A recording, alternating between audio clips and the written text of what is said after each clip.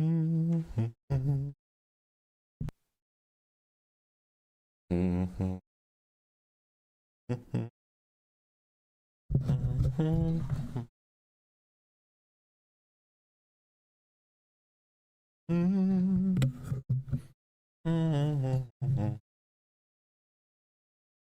howdy.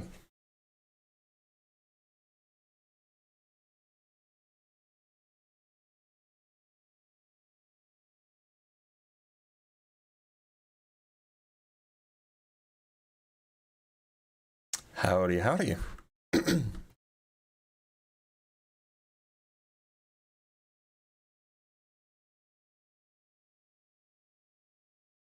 It's Phantom of the Opera, is what I'm humming. Check DMs really quick. DMs on what app? Explain myself? I announced it in my Discord server.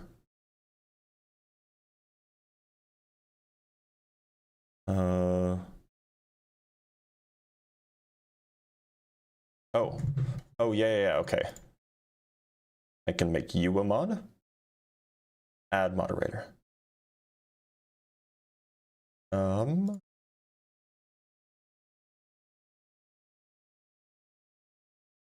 We have a few new mods. Yeah, so for some reason I couldn't mod people outside of the actual live stream. So, if you are MathJosh or HolyGore and you're currently on the YouTube, on the TikTok live stream, please just send a message so that I can mod you. There's HolyGore. Add moderator. All right, you should be good to go. We're just waiting for MathJosh. We should be all set though. Howdy, everybody. I hope everybody's having a good day.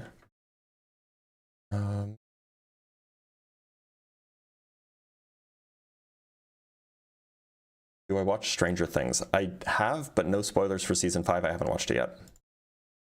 Just want to adjust this so it's in the right spot, like right about there. And we have our first super chat, then we'll bring on our first guest. From Jack Fetter with the $5, and on the first day the lamp said, well, nothing. So we all decided to just get high, watch the cool shapes, and order Taco Bell. Viva Gorditas! There you go. That's the right approach. All right, let's talk to Ezekiel. Or Ezekiel? Seems like they kind of spelled it wrong.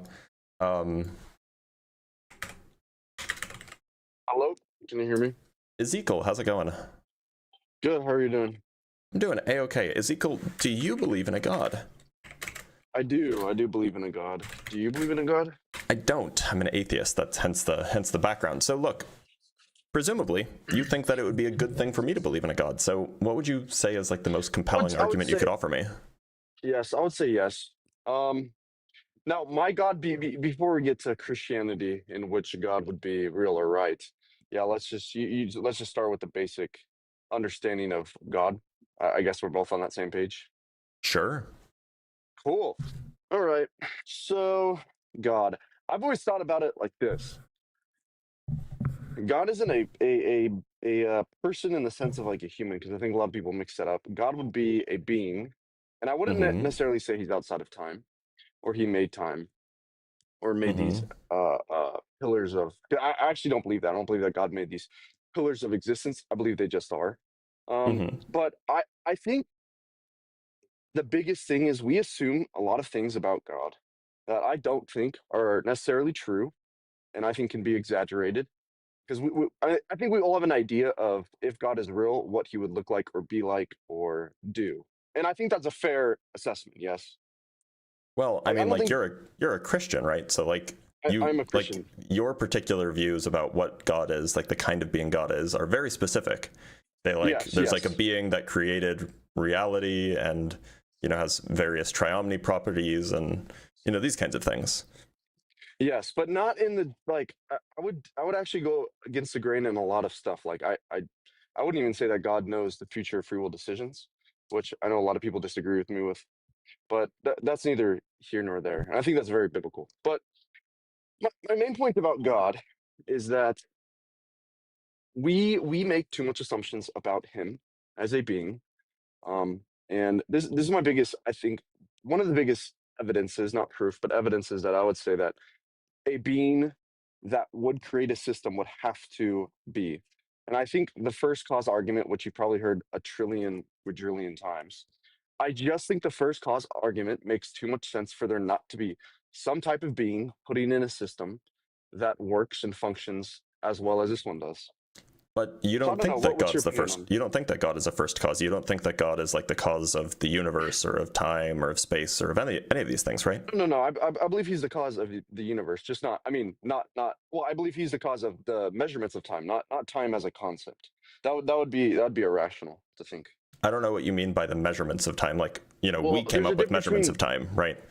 Well, I would say God did. Like if you read Genesis, chapter 1, he creates the sun and the moon, and then we break it down as like 24-hour period. Not everybody has, but time and the measurements can be shifted, can be controlled, and I think God can move within them and through them. I just don't think the concept of time, because that would make no sense. You're like people say that God decided to create time one day. Well, before that time, that would make no sense. You can't have the word Oh, I before without agree. the word I time. agree that So doesn't like make you agree with me, a whole right? lot of sense. Yeah, But yeah. like, but what does it mean for God to be the first cause then? Like, So if God didn't yeah, create yeah. time, do you think that God created space? It just depends on what you mean by that. I think he created the measurements of space. I don't think he created the concept of space, which I'm Well, not trying to like, pull like a fast one or trying to get like, oh, I got you. I'm just being serious about this. yeah, no, Yeah. that's fine. Like the thing that matter causes to curve that produces gravity. Did God make that? I would say yes, in a sense, he made the measurements of it, like the how do I explain this in a really understood sense? Because it makes so much sense in my mind. And I've talked to actually this is so interesting. I talked to I don't know if you know what Hillsborough College is in Michigan or No, I've never heard of Hillsdale, it. but I talked to Hillsdale. I talked to a professor there. Um, he was actually a physicist, but me and him were talking about it, and he had the same exact theory as like the concepts of it of like okay, if God were to make space as like and a good definition of like space, I would say is anything that holds the thing that holds anything within itself. So We could say like I we could don't know say how to the explain that. stuff that matter can be in. Yes, that's a really good one. And like time, I would say the motion that moves us into the future, We could but say that's that neither here. time. I mean, like space and time are really closely related. So we could say that space time is where matter Sure. lives. Yes. And everybody, put me in the comments. Just hear what I say before you guys make assumptions. I am Christian, but hear me out. I think that the concept of space, it's just the same contradictory question of like, where would this being be if Well, yeah. he decided to create space? Look, I agree that's a No. problem. So, like, if God Yeah. didn't create space, if God didn't create space time, did God create the matter in space time? So then that's another question of like, what then do we go with matter? Because I would say that those are the three big pillars of existence. I wouldn't say those are the only pillars, but those are definitely the big three of matter, space, and time, which I just don't get why Christians say he's outside of that.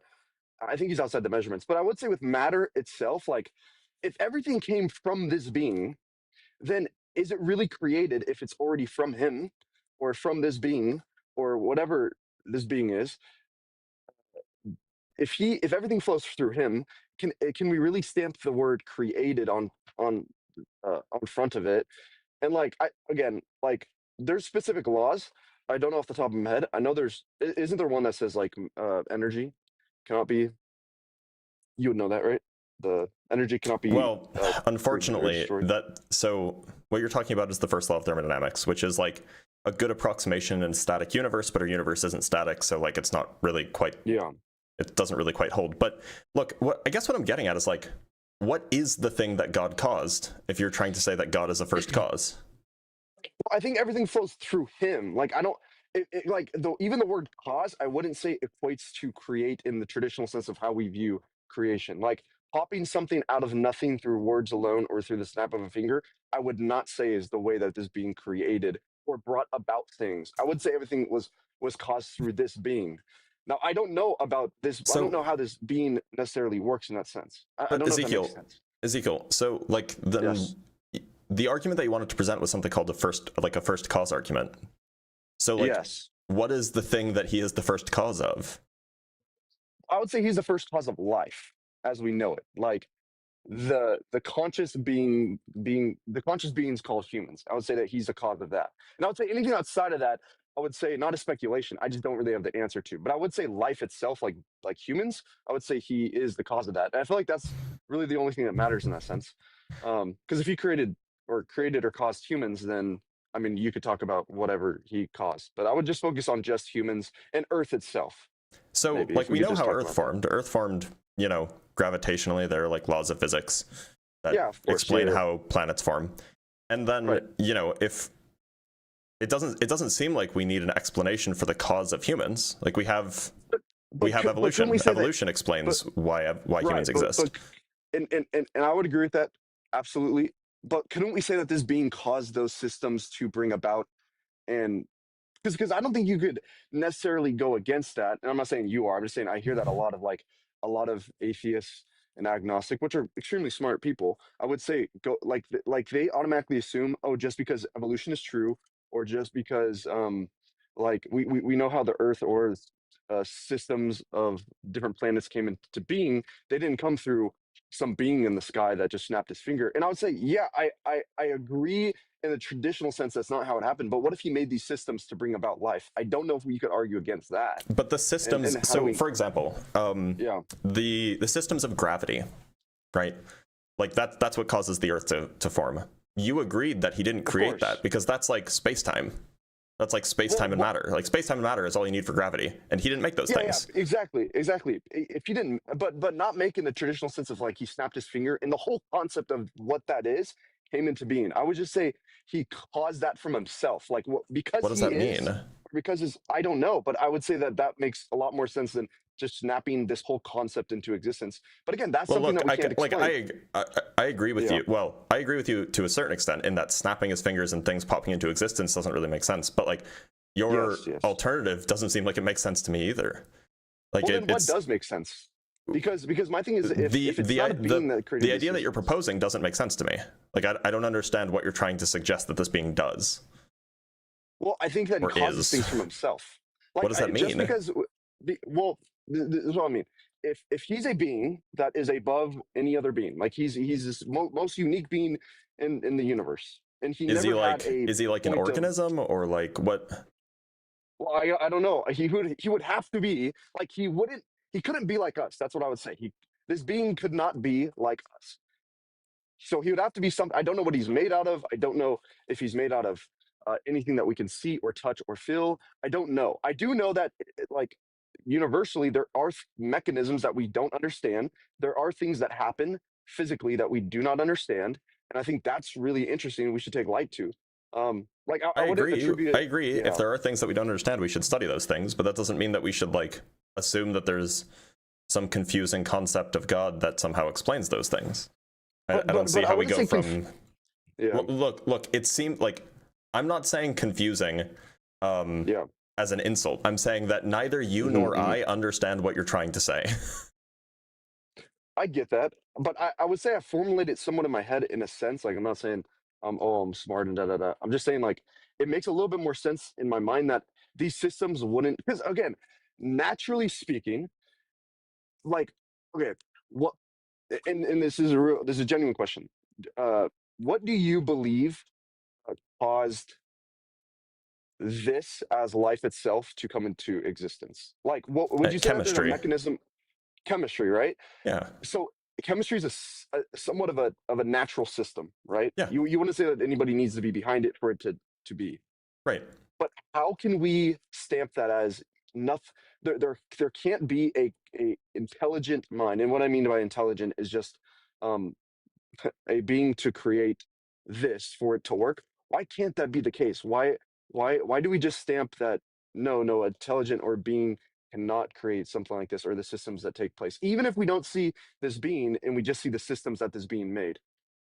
Well, look, the way I see it is that like you could say that there is a being behind it all, but it doesn't seem like that's necessary as part of the explanation. And so you're just adding something to the explanation that doesn't buy you anything new. I get that, but I also want to make the point that like because these systems exist, we know that they exist. We know that chemicals exist. We know that the earth is real. I mean, we assume it in a sense, but we know that all of this is real and we can study it. And we've come, at least in humanity wise, we've come to a very high point in science where we can point things that beforehand humans could not point out. And we come to a point that I really do believe that you can't, I wouldn't just stamp, yes, no intelligent being could create this system. I would leave it up to more of a, and I'm not saying that you don't, I just see so many atheists don't, they for whatever reason, and a lot of Christians do this as well, even though I believe, like, to me, and everybody's playing me in the comments, Christianity, I've had really unexplainable spiritual experiences that I literally can't explain. And other than the Bible itself, I mean, I have my absolute reasons to believe, but I'm just saying from base level of like religion apart, just science and the What are you trying conversation to of, say? Because you I'm haven't finished a thought. sorry, I was just bouncing You're around. fine. But You're fine. I'm just bringing you back down to earth. right, I appreciate that. My main thought is this: if we assume that these systems can come about naturally, how can we prove that they come about naturally without a cause making these systems run? I don't know if that makes sense, Right. but I think you know what I mean. So the point is that it seems like if we just think about what chemistry is basically a zoomed out version of the physics of electrons, right? That's basically all it is. There's like electrons, and then there's also like the protons and neutrons, but like it's basically what happens if you take like all of that complicated physics of like the subatomic particles and stuff, and then you just kind of zoom out and you kind of like look at things empirically and phenomenologically. So, and as far as we can tell, there's no like required explanation, or there's no required need to make chemistry work or to make physics work. It doesn't seem like that buys us anything extra. So while sure, perhaps we can't rule out that there exists some being that like is the force responsible for making that work, it just doesn't seem like it buys us anything, right? So why would we believe it unless it can explain something that we previously couldn't explain? Well, do you think, okay, as a, and I appreciate that, because I think a lot of that was actually a really way of breaking it down. Can I ask you? Oh man, I want to ask you something. Okay, yeah. Slow Can I down, ask you're you this? fine. Yeah, can I ask you this? Because it seems like you've thought about this a ton, and I wouldn't say that you're one of you're of the mindset of like, are you completely of the mindset of no, you're convinced like 100% there is no, I'm not saying Christian God or God, I'm just saying being that we label as God. Would you say that like you rule out every possibility, or would you say that there My you could see how that would work? my position is that, so to be clear, I'm not making the claim that I'm 100% certain of basically anything. You know, like I could be wrong about Of stuff. course, Like yeah. I'm pretty sure that the sun will rise tomorrow. But like, maybe a black Yeah. hole smacks into it in 10 minutes, and like, anyway. So I would say I'm fairly confident that there aren't any kinds of divine beings. Call them gods, call them whatever you will. But of course, like, in light of new evidence, like for example, if a black hole hits the sun, then I would change my mind that the sun will rise tomorrow. In the same way that if somebody presents new evidence or a new argument or something along those lines, I would change my mind about there being some sort of divine being. The issue is that just saying, oh, a divine being is possible, or oh, some greater being is possible, it's just not enough to tilt the needle, because like lots of things are possible. That doesn't mean that they're all real. So if you want to get me to the point where I believe, then you got to actually make a case for the thing. You can't just say, oh, well, it's not impossible. Well, I think in I want everybody to hear me out. I think any case in a sense of like evidence, because there's no proof, but in the case of evidence, I I think anybody could bring up any evidence in that sense of like, okay, look at this trail that leads to only a being. Like how I see that is like these systems I see as trails. And and I'm not saying I'm smarter because I see it as trails and you don't. You could vice versa. You could see them as just natural systems that don't need an intelligent mind as we see it behind it. But I would just say to me that like that because these systems exist, I would say that to me is enough evidence in a sense of like a trail to But prove that there's an intelligence. under your view, these systems weren't made by this divine being, right? Under your view, space, time, and matter were not made by this divine being. They already existed, which means they already had these properties before God did anything. So what did the God even do? I would label them as like the concepts themselves. I would label them as he did not create them, but he caused the measurements that we see. Like in that sense of like, I don't know what that means. Like I know. Did electrons exist before God? Like did God make electrons? Because electrons are not concepts, right? Well, in some sense they are, but like an electron is like a thing. Yeah. So yes. Did God make electrons? Well, I would say, what do you mean by make? Do you mean like he snapped his finger and there was no concept? Like there were no electrons, and then he did something, and then there were electrons. Like we label these things as electrons. That's what. No, I'm not talking about label. I'm not talking about labels. I'm talking about like electrons are like physical objects, right? They're like physical things. Yeah. Define electron. It's a negatively charged particle that orbits around the nucleus of an atom. Right. And everything that is physical. Everything. Yeah. That's what I'm trying to get at. Like everything that you and like all of the normal matter that we see around us is made of electrons, protons, and neutrons. And so like those electrons, they're like physical things. Protons and neutrons are like physical things. They're objects. They're things that exist in the universe. They're not just concepts. So the question is did God make those? Did those physical things not exist and then God did something and then they existed? Or did they exist prior to God doing anything? Did God have some sort of relation with the way that they exist? That's a good question.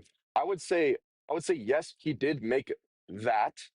But again, I don't know if we can assume that God is made out of those like electrons. And I know that would be a stretch because everything we know and see is made out of electrons in one sense, right? You wouldn't say that anything.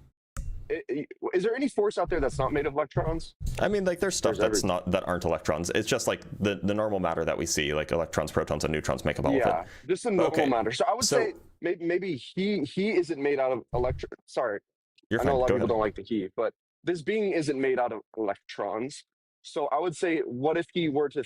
If he is that intelligent and that smart, could he make the mechanisms to bring what we label as physical matter into existence from him causing it, and that he just made electrons? Like could this being do that?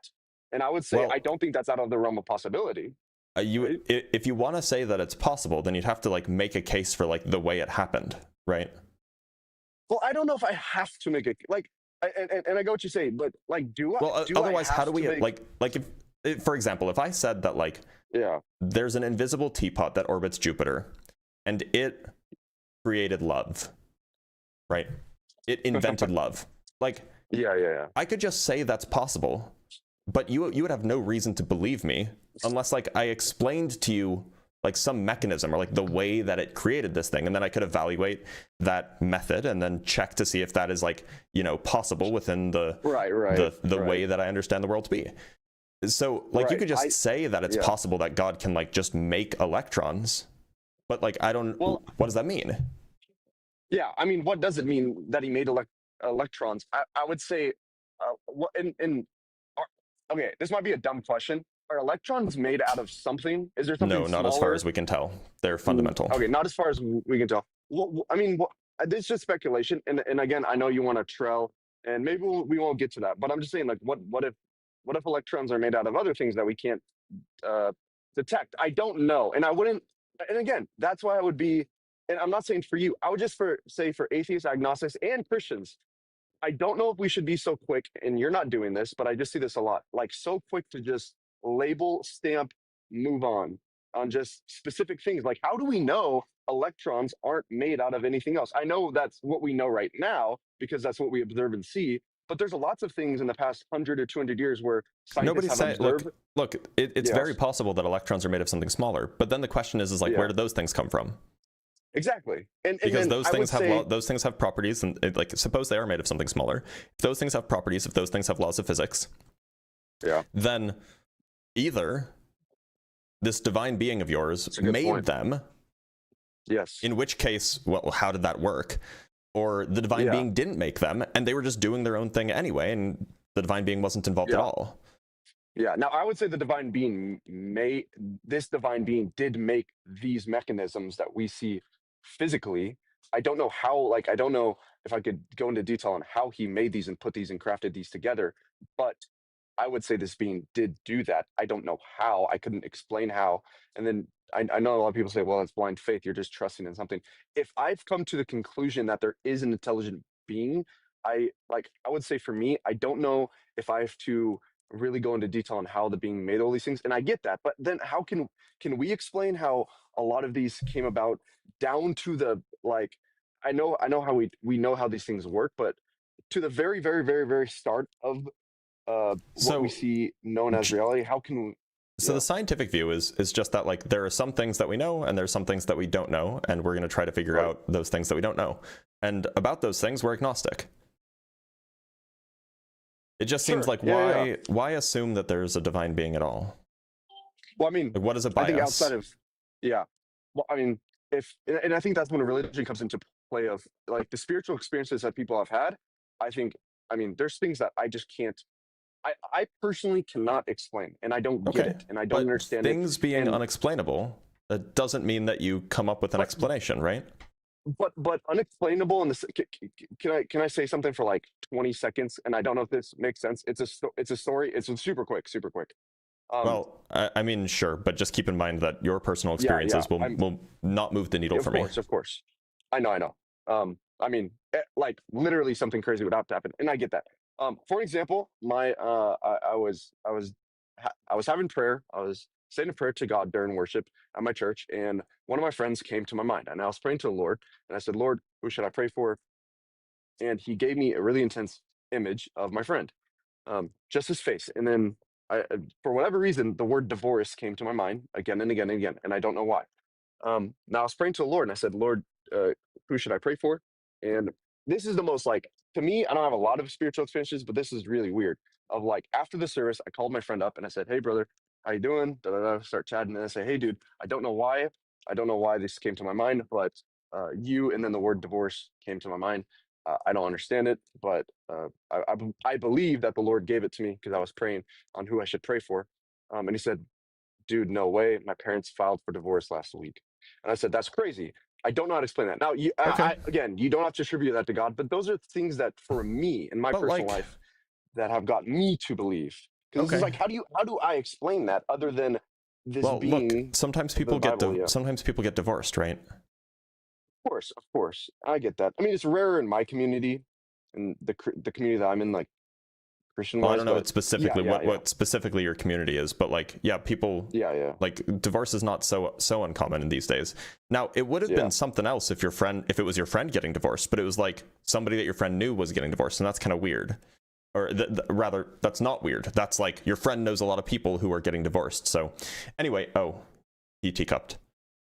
Ezekiel, look, I'm a little bit perplexed by your notion of God, and I'm not sure how compelling it's going to be. So I'm going to let you go. But thank you so much for being here. I do appreciate you, and keep trying to refine your idea of God. Maybe it'll help you convey it to other people in the future. Let's read a few super chats, and then we'll move on to our next guest.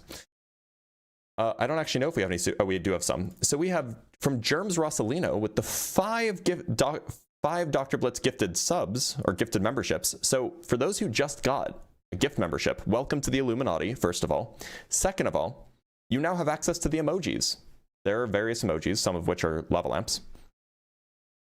Third of all, you now also have access to my debate notes. Now, my debate notes they're like a personal thing that I put together to keep track of sources and facts and arguments and counter arguments and so on. But now you have access to them too. So make sure to go check those out. And I hope you guys enjoy. And if anybody else is interested in that, feel free to become a member. It's like $4 or $5 a month. All right. Then we have from Michael F. Solis with the $2. If ADHD were a person, chill dude, just gotta focus. Yeah, he had a hard time focusing. That's definitely true. From Tim Davidson with the $5. Agnostic, apathetic, atheist. I don't know and I don't care, but I don't believe there's a God. That's fair. And from Jack Fetter with the $5, I haven't eaten in 24 hours once, and I swear I had a spiritual experience with a footlong BMT. Hashtag perspective. BMTs are good. This is a good choice of sandwich, my guy. All right, let's bring up our next guest. Let's talk to Happy Life.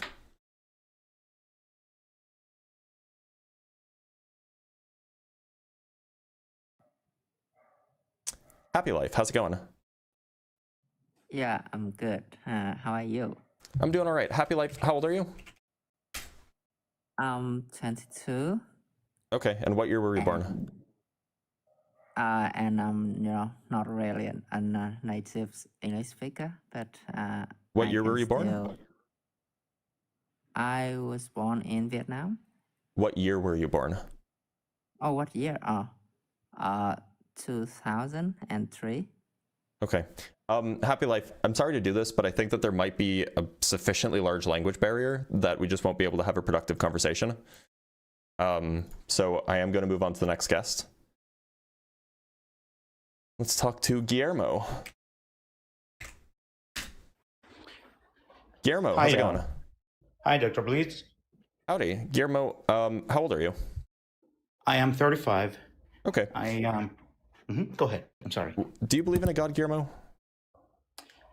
I believe that there are reasons that afford that plausibility in natural sciences, logic, and human experience. Okay. So can you offer an argument or evidence or reason why you think it's plausible, or why I should believe in that God? Sure. Like if I go into the terrain of natural sciences, of course, I'm not going to locate God in a geospatial point, because that's not the definition of this being, right? That fulfills all things that exist, or brought about everything that exists, at least by definition, if we are to agree in something. So Sure. I rather propose that if we're going to be talking about the possibility of the existence of God, we are going to be attempting to do metaphysics, not physics. Do we agree on that? Sure. Okay. So if we are to do metaphysics, which is something that natural scientists like yourself, whom I rightly respect for what you have researched, and then we have to build a logical bridge from physics or natural sciences to metaphysics. Do you agree on that methodology? Sure. Well, maybe. It depends on what you mean. But why not just make the argument? Okay. I just wanted to ask for permission to use that methodology. You have whatever. You have all of the permission in the world, as long as it's not a personal experience. Go ahead and make the argument. Okay. So I think that when we are doing logic, we are researching, we are in the quest of grasping truth. I'm sorry. English is not my first language. So we are trying to grasp truth.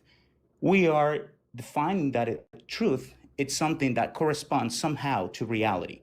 Well, that that's one thing notion. That's outside ourselves. That's not that's not the only notion of truth, by the way. That's called the correspondence theory of truth. There are other notions of truth.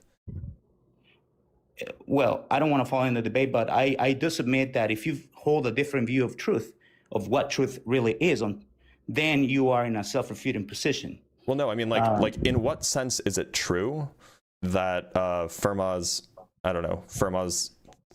last theorem is true rather than false? What does that reflect upon reality? It reflects that this system that's built upon, it's consistent to hold as true from. But what thing in reality does it correspond to?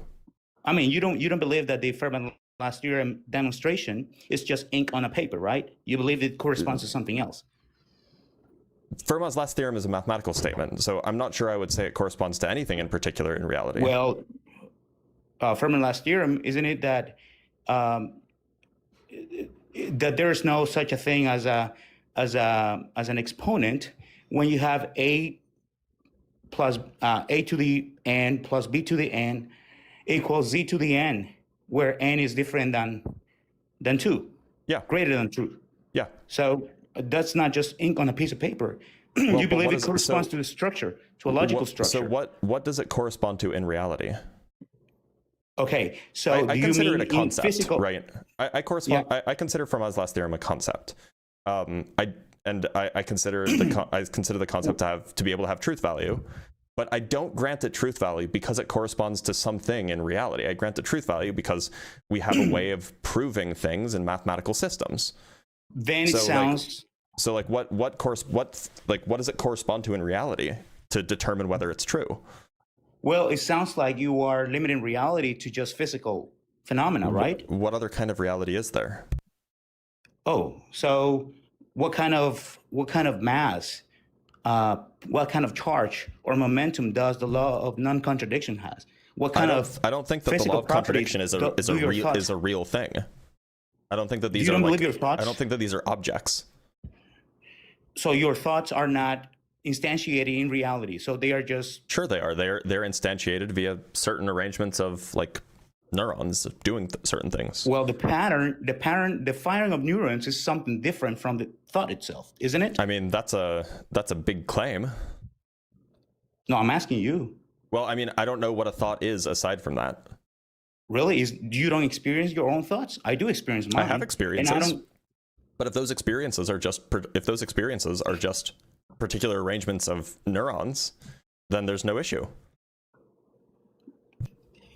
If, that's a good keyword right there. If, but what evidence do you have to equate one thought to just the firing pattern of neurons? For example, I'll just give you there's definitely like a causative relationship there. Namely, like if you poke someone's brain in the right way, you can make them have certain experiences. As far as I understand, with all due respect, neuroscientists have established a correlation, not a causation. Well, no, I mean, there's definitely a causative relation. Like if you smack somebody in the back of the head hard enough, they will see a bright light. They will have a different experience, right? Because that's a causative relation. Because the tools that you have to capture photons from outside the world are your eyes, right? You have a nerve system. No, like even if your eyes are closed, if you smack someone in the back of the head hard enough, they will have an experience of a very bright light, right? They won't actually. There won't actually be light entering their eyeballs. But the sensation. I'm not arguing for sensations. I'm not arguing for sensations. I'm arguing for the abstract thought that you can formulate after the sensation. Like, for example, you can see a small dot in a dark picture from space, and you can start thinking about what that might be, right?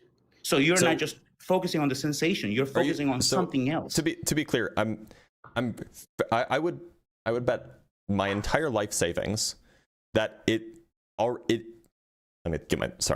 would bet my entire life savings that either we have already done experiments where we can causatively show that certain physical, probes or certain physical events can cause thoughts of a certain kind, or that is being worked on and will be done in the future. I'd bet my life savings on that. Well, like there are sensations. The fact is that like experiences, sensations are a very small step removed from thoughts, right? But do you agree that what you're saying is speculation, not hard proof evidence? It's evidence. It's not proof. Okay, can you? I missed it then. What is the evidence that thoughts, abstract thoughts, not sensations, are brute? What's the difference between an abstract thought and a sensation? I attempted to establish a difference between sensations, which are the datum that your body allows you to perceive. You're confused. So the sensation is different from the external stimuli that causes the sensation, right? Of course. The external stimuli that causes the sensation of, seeing color or whatever, is you have photons in your eyeballs. Electromagnetic wave. I understand it. But that is distinct from the actual sensation. I agree with you. Or the experience of seeing light, for example. I agree with you. And so, what is the distinction between the experience and a thought? What is the experience is richer than the sensation. The experience is richer. Would you agree that the experience is richer than the sensation? What's the difference between an experience and a thought? That's the question. Well, thought is not just an atomic unit of your mind. You can have complex thoughts. You can have simple thoughts. Do you agree with that? Sure, yeah. But all you're talking about is degree of complexity, not like a difference in kind. So the sensation is the input, the physical input, if you want to put it that way, that you receive from the environment or from your own hormones or whatever physiology is going on in your body. But by the way, just as an aside, so there was a paper studied in epilepsy, there was a paper published in Epilepsy Behavior, which is it's a medical journal.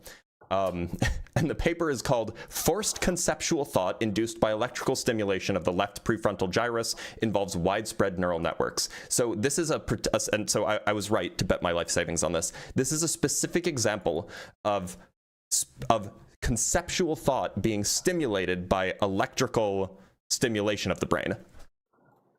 Yes, there's a lot of experiments that you can stimulate the brain and produce create thoughts. So there is a causal link there, right? Can you share the paper? Because yeah, here you go. What I have read, the studies that I have read, are like you can make people do something like a tickle. Yeah, like so this is hand, not an example of just making somebody do something. Force conceptual thought induced by electrical stimulation on the left prefrontal gyrus involves widespread neural network.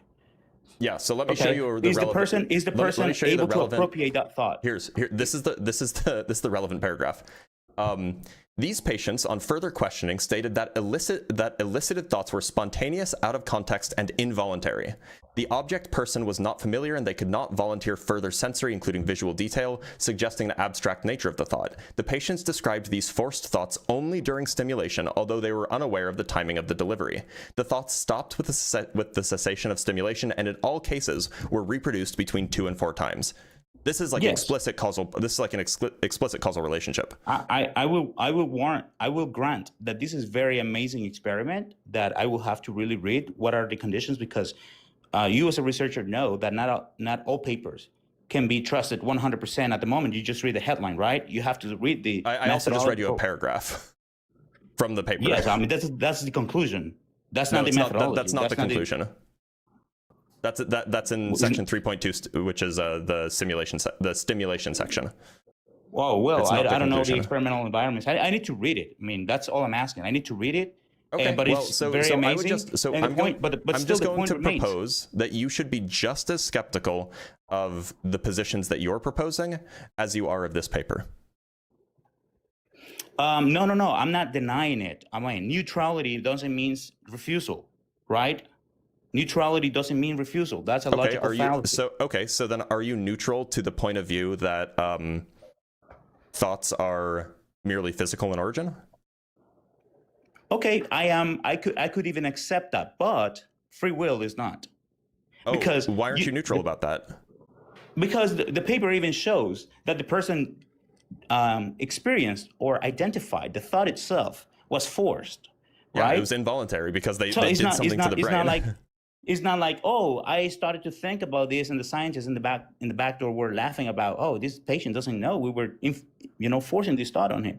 It's not that type of experiment. So right now, well, to be clear, that paragraph explicitly says they didn't actually know when the electrical stimulation was being delivered.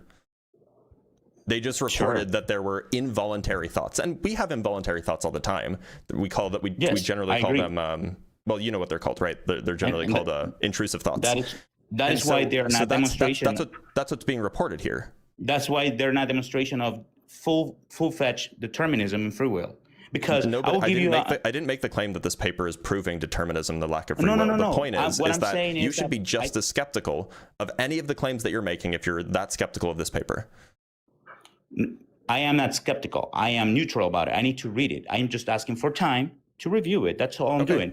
But the point I'm trying to make, to not exhaust your patience, Dr. Blitz, which I'm very thankful really for you giving me this space.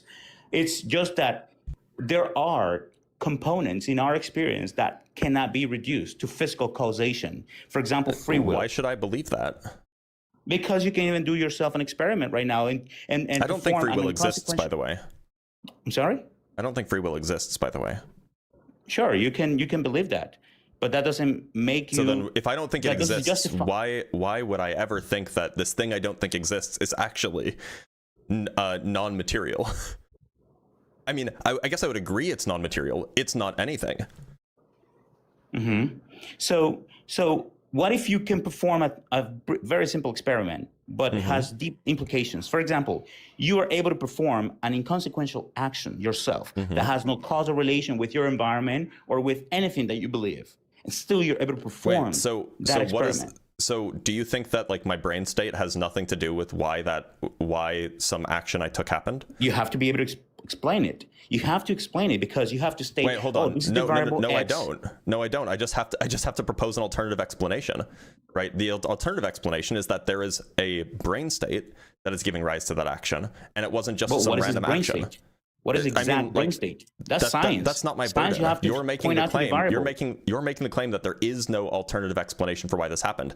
I'm just proposing. Neurochemistry is a proposed explanation. Science shows you the variables that are responsible for the phenomena that you are observing. So can you show the variables that Can you show that there are no variables that account for the phenomenon that you're attributing to uncaused things? Oh, I thought we accepted that we are going to be arguing logically from physics or natural sciences to metaphysics. I thought we agreed on that at the beginning. It's fine, but my point is you're saying that there's some experiment that you can do to prove that yes, it's absolutely not it's absolutely not caused by anything. It's completely a free will experiment. Yeah, go ahead. I will offer you one. So we are limited by our bodies, right? By our location, by our spatial location, by space location, time spatial location to do whatever we're doing, right? So so what if you perform an action and you can think and go as wild as you can with your thought and say, this action, if I am able to perform it, has no immediate relation with my environment, my beliefs, my emotions, my state of affairs.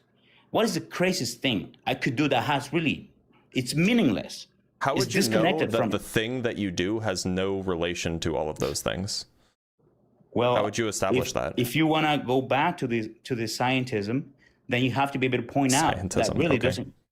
You have to be able to point out. You're making the claim that it's possible to do this. It's possible to take an action that has no relation with anything physical. Yes. I'm asking, how do you know that that's possible?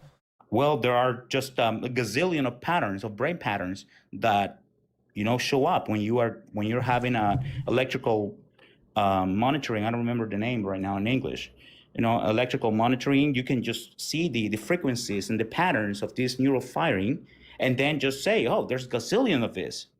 So you have to be able to map all of these gazillions and say, oh, so you're saying that unless we have an explicit cause laid out in the form of a particular neuron firing in a particular way, then that means the default position is that there is no cause?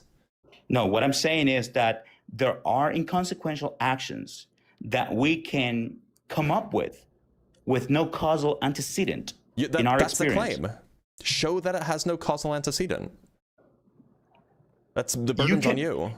Show that it has no causal antecedent. Well, you can use your own tools. What are your tools? Your own body, your own mind. How would you establish that there are no causal antecedents? What kind of analysis would you perform? If that simple experiment, if the experiment design is not of your liking, I respect that. But do not come saying not a particularly good experiment. Okay, right. I can concede that to you, but you are not going to be able to say and justify your skepticism most philosophers don't think libertarian free will exists. Just to be clear. I'm not arguing for libertarian free will. I do believe that there's a bunch. Absolutely are. No. I'm saying for free will, some free will can be manifested. It doesn't mean that free will cannot be shaped. For example, right now, my drive for hunger could drive me to eat what you offered me for lunch if you want, even if I have never tasted it. Maybe because I'm too hungry. Maybe I can elaborate why I think that this is probably a nonsensical idea. Let's say that you want to take a random action, right? Maybe you just want to move your arm in a random way, like whatever, yes. Right? So we can just ask, okay, why did the arm move that way? Well, the muscles twitched in a certain way, right? Why did the muscles twitch in that way? And we're just gonna walk it back. So we have, the arm moved. What caused the arm to move? Well, the muscles moved in a particular way. And then we can say, oh, well, the muscles moved in a particular way because the muscles moving caused the arm to move because the muscles are connected to the arm, and Newton's laws of mechanics say that if two things are connected, then there's going to be relative forces, blah blah blah blah blah. There's laws of physics that connect the muscles motion to the arm's motion. And then we can say, okay, well, why did the muscles fire in a particular way? Why did they trigger in a particular way? Well, there was a neuronal signal, like a signal from a neuron that was running through the arm that flashed, and it caused the muscles to do that. And the connection between the muscles doing the thing and the neurons doing the thing is that there's like some electricity. There's again laws of physics that connect the neurons to the muscles. That explains the mechanism, but not the cause. And then if we keep going back, what we end up in the brain. What caused the neuron to trigger? Correct. Well, now that's what you have to isolate. So let me ask you this: what caused, so there's some neuron that's like connected to my spine, right? That connects to my arm. What caused that neuron in my spine to trigger? What about your imagination? Your act of selecting. So what caused it to trigger? What about the act of selecting? What about the act of selecting from your wall thought? So that neuron in my spine, like, you know, it's somewhere connected to my spine here. That neuron, what caused that neuron to trigger? Well, first it has to be able to be connected with the rest of somatic brain to be able to trigger and function. So something caused that neuron to trigger, and you're saying that it's something in the brain. So some neuron in the brain sent a signal to another neuron in the brain, sent a signal to a third neuron in the brain, and there's a whole bunch of laws of physics connecting neuron A to neuron Z. Right? Good philosophy of mind will accept the brain as an organ. Good philosophy of mind. Do we agree on that? So there's some neuron, there's some set of neurons in the brain. I agree on the mechanism. I don't deny the mechanism. So the cause for now the question is why did those neurons in the brain do what they did, right? Why did they trigger some set of some cascade of events that caused the neurons in my neck to trigger, that caused the neurons in my arm to trigger? That's the question. We have to understand. Well, look, we have a complete causal account of why the neurons have triggered up until we get to the brain, right? That's a mechanistic account. Of the physiology. It's a causal account. If it were not for those, are you able to say, neurons, if it were not for those neurons triggering, then those events would not have happened.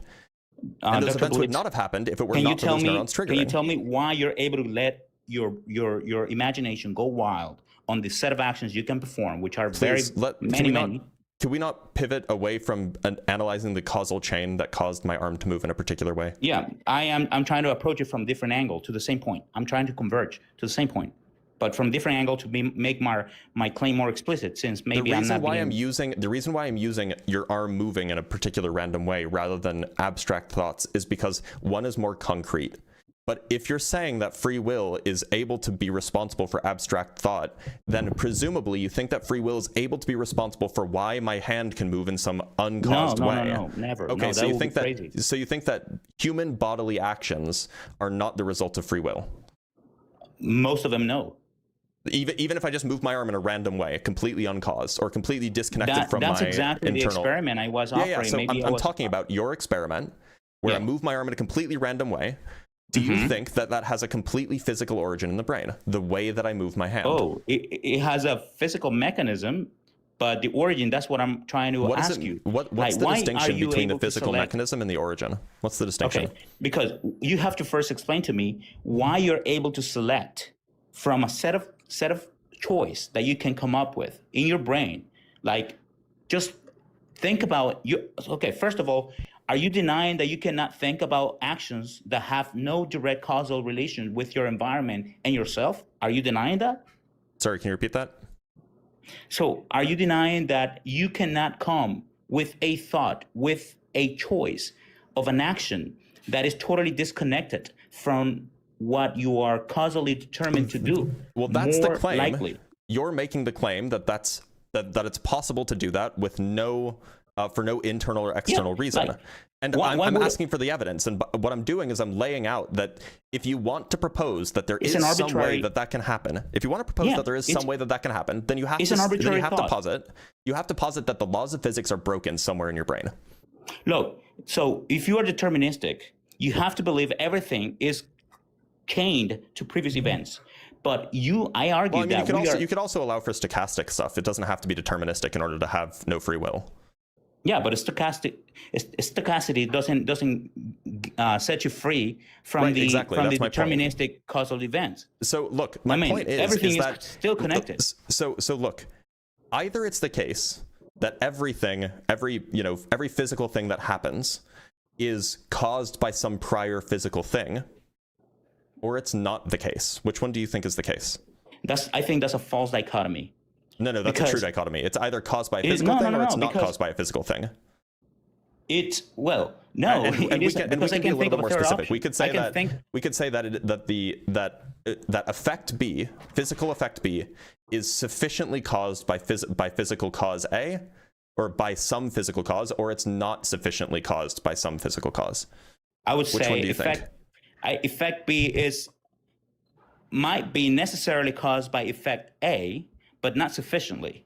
because of free will. Okay, that so can then manifest. so that means that even if physical state A is present, that is not enough to cause effect B to happen.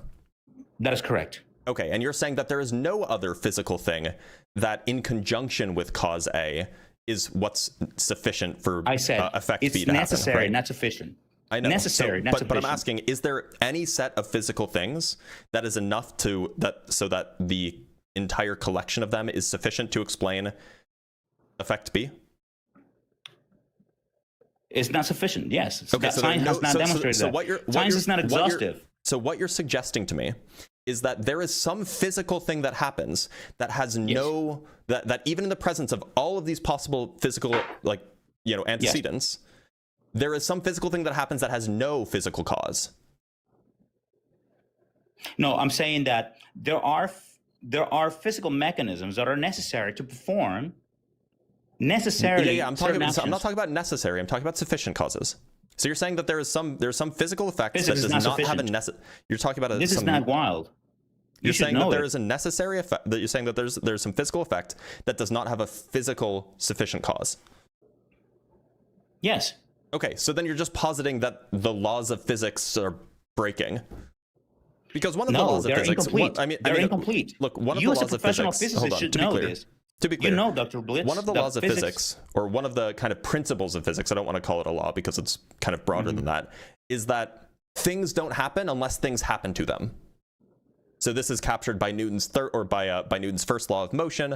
This is captured by the Schrodinger equation. This is captured by Hamiltonian dynamics more generally. That things and when I say things happen to them, I mean physical things happen to them. So unless you have, if you're just willing to throw that out, you never have a direct mechanism. If you're willing to throw out this idea that physical events or physical effects always have to have physical causes, then you're just proposing that the laws of physics are just broken in the brain. No, they're just incomplete. For example, look at the. Well, wait a minute. To be clear, if they're incomplete, that just means that there's some other unexplained physical cause that we haven't accounted for yet, which would still make it a physical cause. Some dynamics, even within the system that you just described, they're not completely described. Right. So suppose that physics is incomplete, which of course it's not. That still can't incomplete? account. You're saying it's not incomplete. I'm sorry. No. Of course, physics is incomplete. Of course, we're not done with it. Okay. Just wanted to make sure. Sorry. If your explanation is but physics is incomplete, well then you're just saying that there's some other physical thing that we haven't accounted for. That's the cause of the physical. It doesn't effect. follow logically. It doesn't follow logically. Okay, so then whether or not physics is complete is irrelevant. You're saying that even if we had a complete theory of physics, then it would still be the case that there would be some non-physical cause that had a physical effect. The knowledge which is just about a violation of physics. What I'm saying is just what it would be. What I'm saying is the knowledge about physics that we currently have is incomplete to explain the whole set of reality. That's what I'm saying. If you're suggesting that there's a way that you can make electrons move without applying a physical force to them, then you're going to have a hard time convincing me of that. I'm not talking about, there are even fields. Electrons are not even fundamental. What's fundamental is our field. They're a piece of a fundamental thing. Electrons are just part of the electron field. Yeah, so they kind of make how do you up come the up with fundamental electron thing, I'm field? aware. What physical property can you attribute to the electron field that doesn't require abstract thought? You need laws of logic. Physical property? I have no idea what that means. I'm saying that you cannot explain quantum fields, which is the most fundamental and complete theory that we have about nature, without rejecting abstract objectivity of thought, like the laws of logic, certain discriminations, things that don't talk about quantum fields. Look, quantum fields can exist even if we're stupid, right? Even if we don't know anything, quantum fields can still be a reality real will be physical out there. things. But the description is normative. We're not talking about this. We're not talking about descriptions here. We're talking about what actually happens. Yes, I'm not denying that. But what I'm saying is that the theory that captures the truth about the field requires elements that are not physical, like the laws of logic, for example, just to be very simplistic about it. Like Feynman diagrams. What restricts Feynman diagrams to behave that way? Feynman diagrams are constructs that we made. Do they describe reality? Yeah, sure. Just like any other language. Languages that we come up with to describe the things that we observe. And what's a diagram? A diagram is a construction. It's a mental construction, right? Yeah, you could say it's a mental construction too. Oh, okay. So if it's a mental construction, do you expect to have predictions in science, in theoretics, in theories that have been constructed mentally? Yeah, if they were constructed for yes, if they were constructed with the purpose of matching our observations. That's the whole point. So there's a shortcut to the argument I wanted to make initially. Now, if our theories are prescriptive, not just descriptive, because I don't think they are prescriptive. Well, you expect to have you expect to find predictions. You expect predictions and prescriptions are different. Excuse me?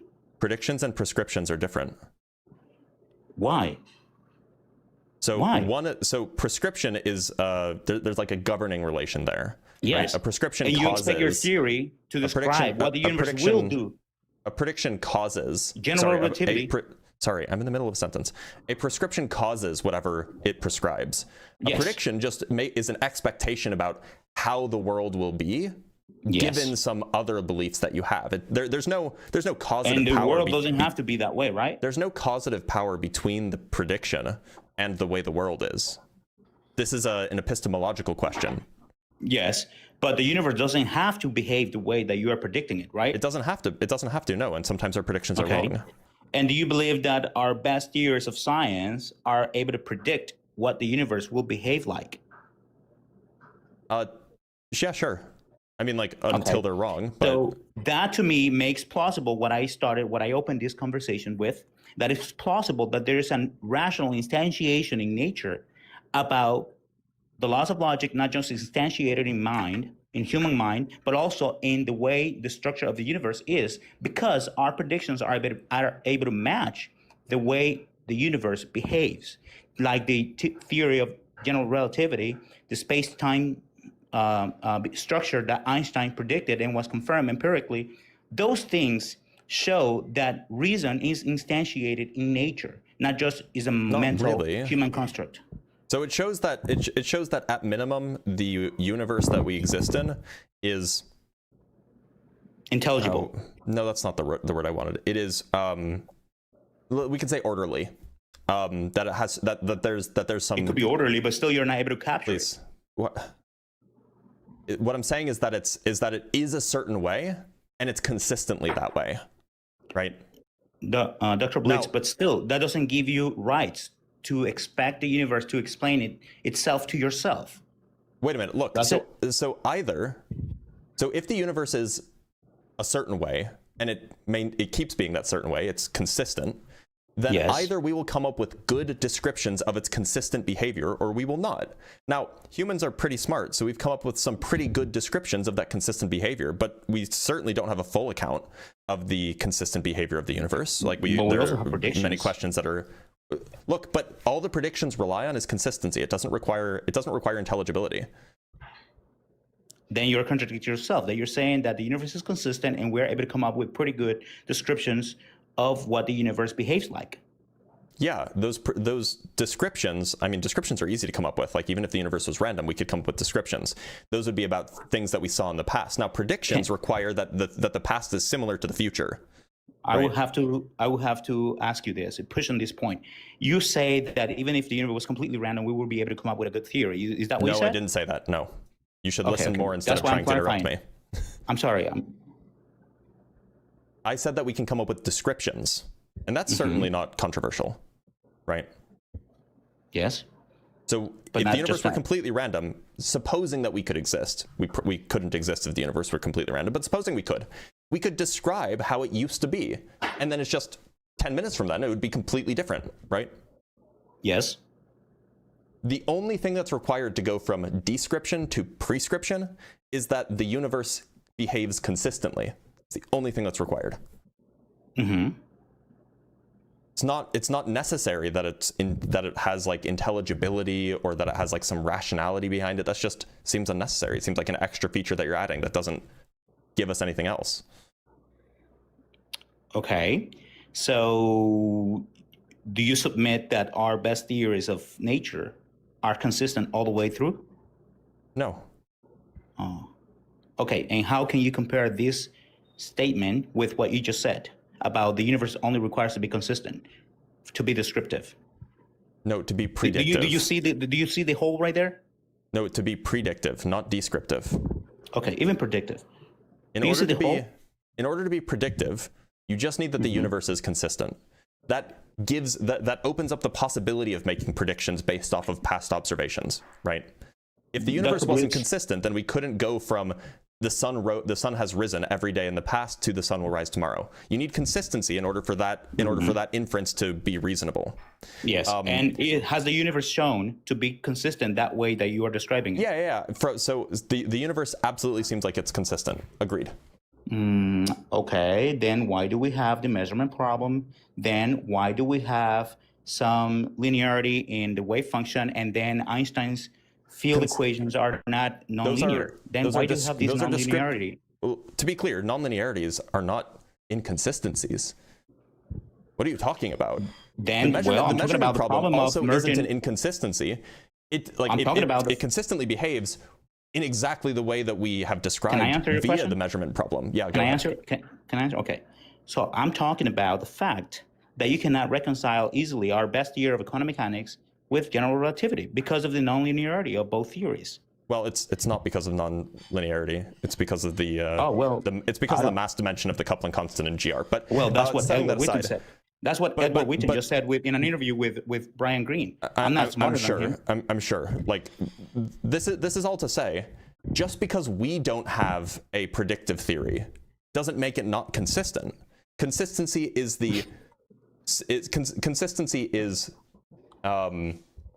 minimum requirement for you to have some sort of predictive theory. But you need much more than that. Like, for example, even if the universe was perfectly consistent, a fish would never be able to understand gravity.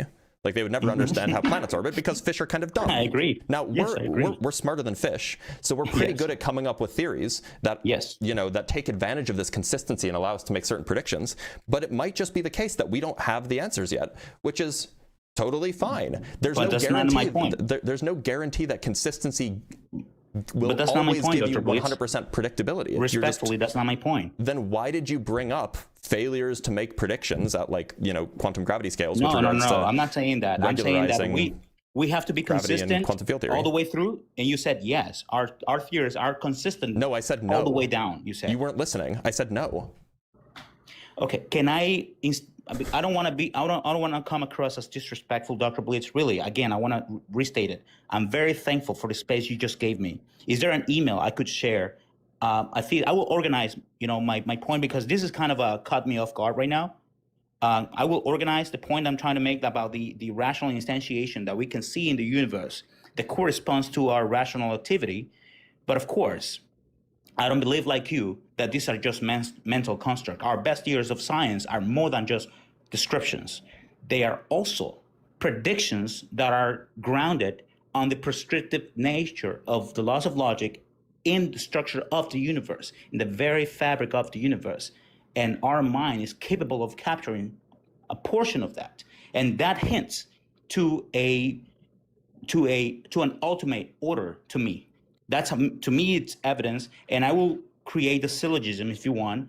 Yeah, please. My argument is something that maybe you won't like, but I will just please make a syllogism. That's fine. Yeah. So I haven't worked it thoroughly, but the syllogism kind of goes like, if there are propositions that are true, and these truths are normative, therefore, this truth describe a rational structure in the universe that is not humanly contingent. And I will explain every premise. Is there an email I could? That was a single premise. No, I actually. I mean, presumably you then want to say premise 2. There are true let me just pull up the thing and then we can just go over it.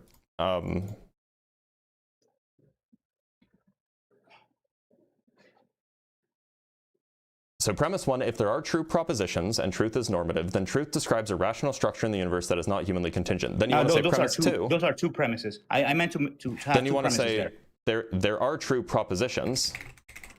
Premise 3, truth is normative.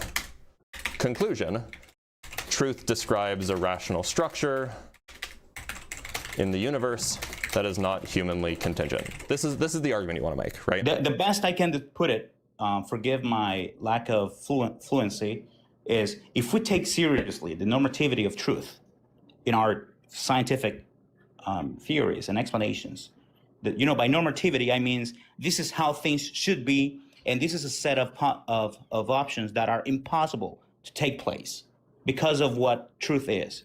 So if we take seriously the normativity of truth, it's not just mere description to me. They are... Okay, so I take truth, like, I don't take a correspondence theory of truth to be like, you know... But do you believe that truth is thing. normative? Do you believe it's normative? In some respects. Truth tells you in some what respects, ought in other to respects, be from no. what is not allowed. Like, for example... Oh, where'd it go? Like in some respects, yes. In some respects, no. Like, for example, mathematical truths, I would say, are, well, I don't even want to use the word normative, because normative comes with baggage, that there's like something imposing norms. Rather, I would say that it's descriptive of what's possible and descriptive of what is and descriptive of what is not mathematically. Like, it is the case that there are no integers that are greater than 2 that you can form a Pythagorean triple with, for example. That's Fermat's last theorem. But then there's also there's like merely descriptive truths that are something like the sky is blue. Like that there's nothing normative there. It's just like a description of the way the sky is. Well, it is normative if you pursue the properties of why the sky is blue. That doesn't change the kind of truth that the proposition the sky is blue is. It does change. This is just an observation. There's nothing normative there. If you pursue the electromagnetic properties of why the sky is blue to our eyes, then it should not be black or gray. That's normative. Normativity is saying that there is some, imposed structure here. Yes. Right. Or that there is some imposed. Virtue Physics. is not the right word. Yeah. Maybe structure is the right word. But that implies that there's something imposed, right? You see? That's my point. The description here, the contention here is that I don't think that there's something imposed. I think that there's a way that things are. I mean, you're free to you're free to believe, Dr. Blitz, but you have to handle with what we have there. And we have physics as the best example of normativity. You haven't actually proposed a counterexample to the position that I'm holding. I'm giving you an example of why saying the sky is blue is not just a mere descriptive. I take that to be merely descriptive. I don't take the laws of physics to be prescriptive. Then how are you able to come up with predictions if it's not to be because the universe is consistent, and we have the universe is consistent, which lets us write down descriptions that will be true in the past and in the future because of that consistency. But a few minutes ago, you said that the universe doesn't have to behave the same way in 10 minutes from now. Only if the universe wasn't consistent. And does it have to be consistent? It seems like it is. Oh, it seems like it is, but doesn't have to be. I mean, like, I don't know what "have to be" means. There's a logical bridge right there. It either is or it isn't, and we have all of the reason to think that it is. Okay, but that doesn't make it. It must be like that. It's not guaranteed that it's going to be like that a few seconds away from now. What does that mean? What does it mean that it's not guaranteed? It means that you don't have any justification. It either is a certain way or it isn't a certain way. It can't change. If it is consistent, it can't not be consistent because it's consistent. That would be a contradiction. But you don't have a ground to affirm why the universe cannot break from its consistency. Well, you don't have a ground. I take the universe to be, like space-time and that which is contained within space-time.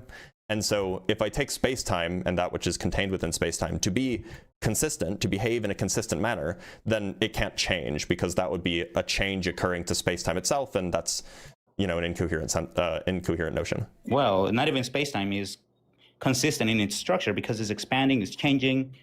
It is consistent in its behavior, right? Well, that's not what singularity theorem of Penrose says. The singularity theorem is another example of a consistency, by the way, although it probably has an issue when it gets to ultra small scales. But it changes, right? It changes structure. No. Space-time itself doesn't change structure. Space-time is the whole structure. I didn't know space-time can't change outside of space-time. Again. Are you struggling to like keep up here? Like, I'm talking about the whole of space-time. I'm not talking about individual spatial slices. Yeah, the whole space-time continuum. I understand what you mean. Yeah, and that by definition that can't change. Because it's the thing that contains time, which is what's necessary for change. So you're talking about the physical space-time, or you're talking about yes, I'm talking about physical space-time and everything within it. I mean, it depends on what your view is. I mean, like, we can zoom out and we could be like a little bit more speculative and say that like the universe is just emergent from like a vector in a Hilbert space, and we could talk about that too. And then then the Hilbert space is unchanging because it's not even it's not like a physical space, is it? No, in that, well, I mean, in some sense it would be. It just depends on what your interpretation of quantum mechanics is. I take an anti-Platonic view, so like I take the view that like the universe is described by a vector in a Hilbert space. Would you grant me the privilege to send you a paper that I will work on in the next few weeks, just for the sake of this brief conversation that really showed me that I need to work harder on what I'm trying to convey? And would you give me the privilege to submit it to you? And I expect that you are intellectually honest. And I know that the reason why I am interested is because you are a critic of this view that I hold. And I prefer, if I am after truth, I prefer to hear from my critics, not from my praisers, if I make sense. Is that possible? It depends. So generally I would say yes. Do keep in mind though, if you send me like a book, that's asking me to review something very long. It won't be more than 20 pages. It won't be more than 20 pages of technical reading is quite a lot. Look, what I would suggest you do is if you're actually like writing up a paper on this, then write it up and submit it to a journal. Okay, but I appreciate you, Dr. Blitz, okay? Even though you're an atheist, or you say you're agnostic or atheist, I'm not sure now what you are. I appreciate you, okay? I want you to know that even though I have diverging position, doesn't mean that I do not appreciate your work, okay? And what you do here, popularizing science and physics and talking about mathematical physics. I have a minor in mathematical physics myself. I will pursue, I have not pursued grad studies because of family and other responsibilities. And even Nicaragua, Central America, is a very low income country. Yeah, apologies for what my country has done to South America, by the way. I imagine that will have knock-on effects for the rest of the region. I can see a lot of pros and cons, really. So, so Dr. Blitz, I want you to know that it will be really a privilege if I can have at least a few pages shared with you. I will make it concise. So send it to me. There is a link that you can send me emails on my Linktree. Send it to me. Make it Linktree, concise, okay. And then we can talk about it. Thank you. Please don't generate it with ChatGPT. Otherwise, it'll be very sad. Do I look like a guy that will come up with ChatGPT? Look, I've been sent things by people so many times, and it's like ChatGPT generated. Anyway, what's your impression from me? I don't know. You seem like a clever guy, but you seem like you have some built-in presumptions. But I don't know you, so maybe this is all coming from ChatGPT. Who knows? But Guillermo, you go to my Linktree. There's a link that you can send me an email there, and perhaps we'll talk in the future. Thanks for being here. Thank you very much. Nice to meet you, sir. He was cordial. It got a little heated, and he definitely, wasn't listening the whole time. But at least it was actually like a conversation that had some, he actually knew some stuff, which is nice. It's nice to talk to people who know stuff. Who know stuff. All right, let's talk to Daosuke. Oh, I didn't read the super chats. Daosuke, how's it going? I'm good, sir. Dr. Blitz. Just one thing, Wait, you told. Did we already chat? No. Okay. Daosuke, how old are you? I'm 46. Okay. Yeah. Do you believe in a god, Daosuke? I believe in something, but I just want to quote something. Okay. Well, is that thing you believe in like a creator of the universe? Yeah. Simple, like you use your as per your I believe you're an atheist, right? That's what it says behind me, yeah. All right, okay. So imagine, I'll just give an example. Imagine we walk into a room and we see a book on a table, which is, we don't know who wrote it, when it was written, or what language it's in. So would you assume it came into existence by chance or someone wrote it? Well, I know what books are, so, and I know that people write books, so I would assume that somebody wrote it. Okay, then if the book someone's wrote it, if the universe contains far more information and order than a book, a laws of physics, DNA, and mathematics, if information requires a mind, why would the greatest information system of all have no mind behind it? I don't think that information requires a mind. Yeah. So a mind behind the universe is reasonable. Like did you hear me? I'm sorry? Did you hear what I said? No. Okay, I said I don't think that information requires a mind. Yeah, if the information itself doesn't require a mind. Yeah, I don't think you need a mind to have information. At least the kind of descriptive information that like we're talking about when we talk about the universe having information.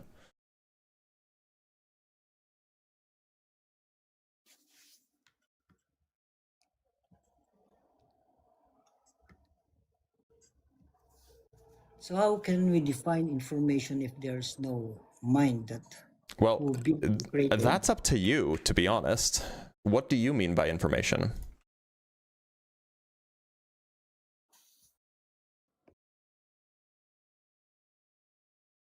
For example, I just give one more example. Can you give me a definition? If we build can you give me a definition rather than an example? Like it's to be honest, it's very difficult or hard to justify and prove something which is not we haven't seen yet. Well, can you give me a definition of information so that I know what you mean when you say it?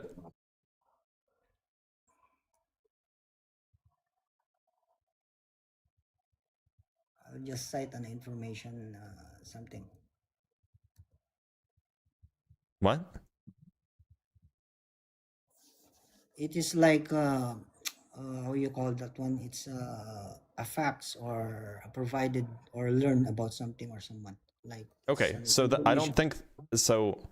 If by facts you just mean like a description of the way things are, then yeah, you need a mind to come up with those descriptions.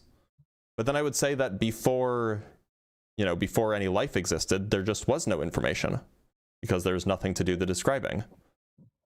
All right.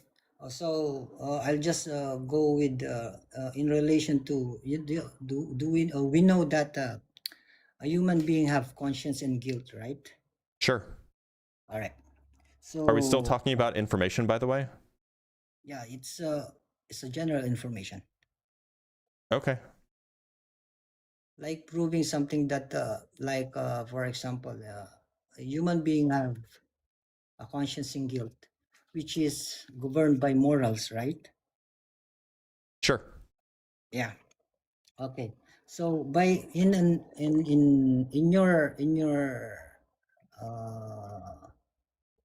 your opinion or knowledge, what defines you with conscience and guilt? To be clear, this is getting back to we're talking about information still, right? Yeah. Okay, so then why are you bringing up what the origins of conscience and guilt are? Okay. That contains related to the information that I just wanted to extract. Okay, can you make the connection for me? All right.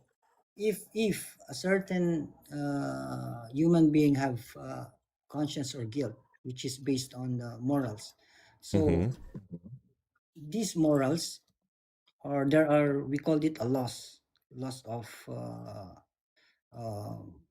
in the Bible context, it's been written that morals is based also with the conscience and guilt, right? So meaning I don't think that the Bible's laws are the origin of that. So you just I think that people had those things before the Bible. Like it's a natural feeling or empathy, something like that.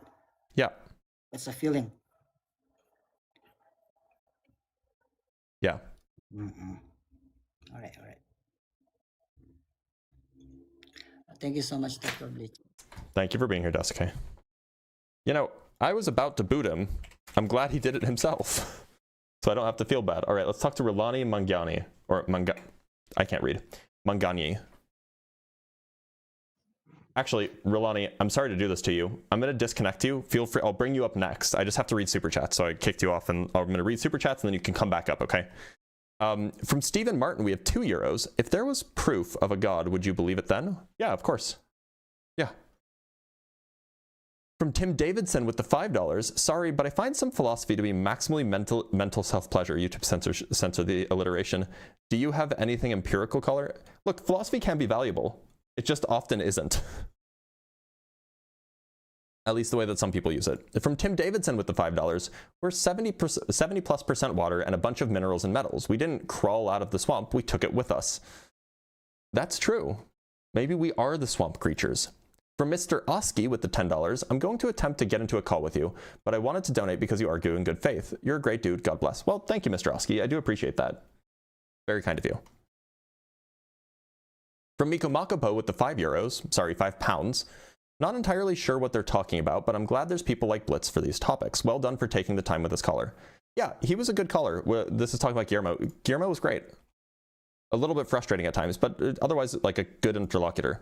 From Tim again with the $5, the human race has compared yesterday to today for as long as there has been sentience, and it's been consistent at least that long. Exactly. So we have at least good intuition, good reason to think that it probably will be that way. From Miko Makapo with the £5, what was his position? No, don't tell me, don't start that again. Okay, fair enough. All right, let's bring Rulani Mangani back up. Sorry about that, Rulani. Hello, how are you?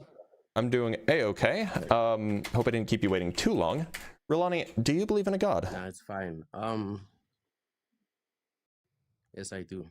Okay, and which one would that be? Just so you're Christian, you said? Yes. Okay, so look, I'm not. What's the best argument that you could offer me that might convince me that you're right about Christianity? Before I can provide an argument, I would like to understand, why are you an atheist? Because I haven't heard good arguments for Christianity or Islam or deism or whatever. No, I'm not taking I mean, like, that's why. So you should offer me a good argument. Right. Okay. Have you ever read any scripture of the Bible or any religion? Yes. Have you ever read? Yes. Okay. You see, most of the time people misunderstand Christianity, you know? I'm sure. So why don't you offer me an argument that convinces me that Christianity that you think is true is true? I believe Christianity is true because not only is Jesus a historical figure,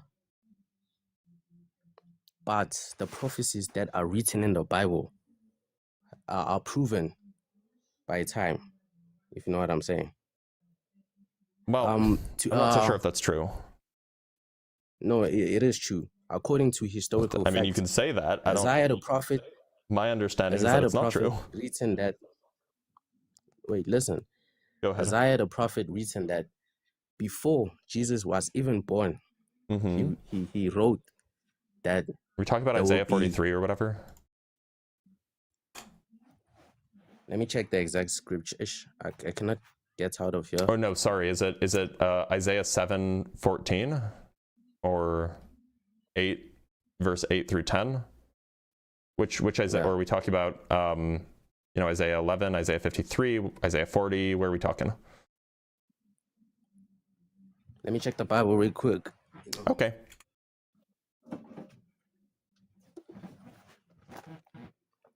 But yeah, as I'm checking the Bible, let me finish my argument.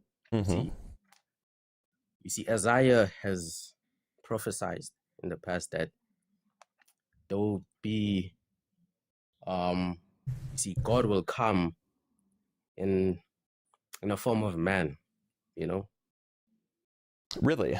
What's the verse? Give me a second. Okay.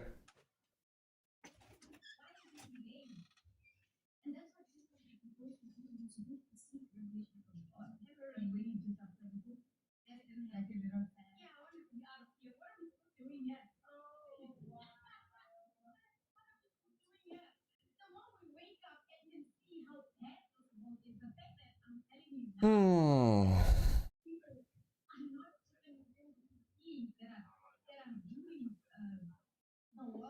I'm waiting.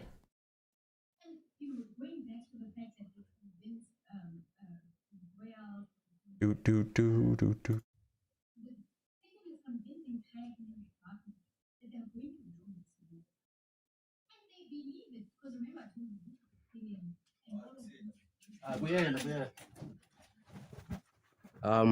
Can you please go to Isaiah 53? Isaiah 53, you say? Yeah. Okay. Yeah, sure, I absolutely can. Which verse are we talking about? Wait a minute.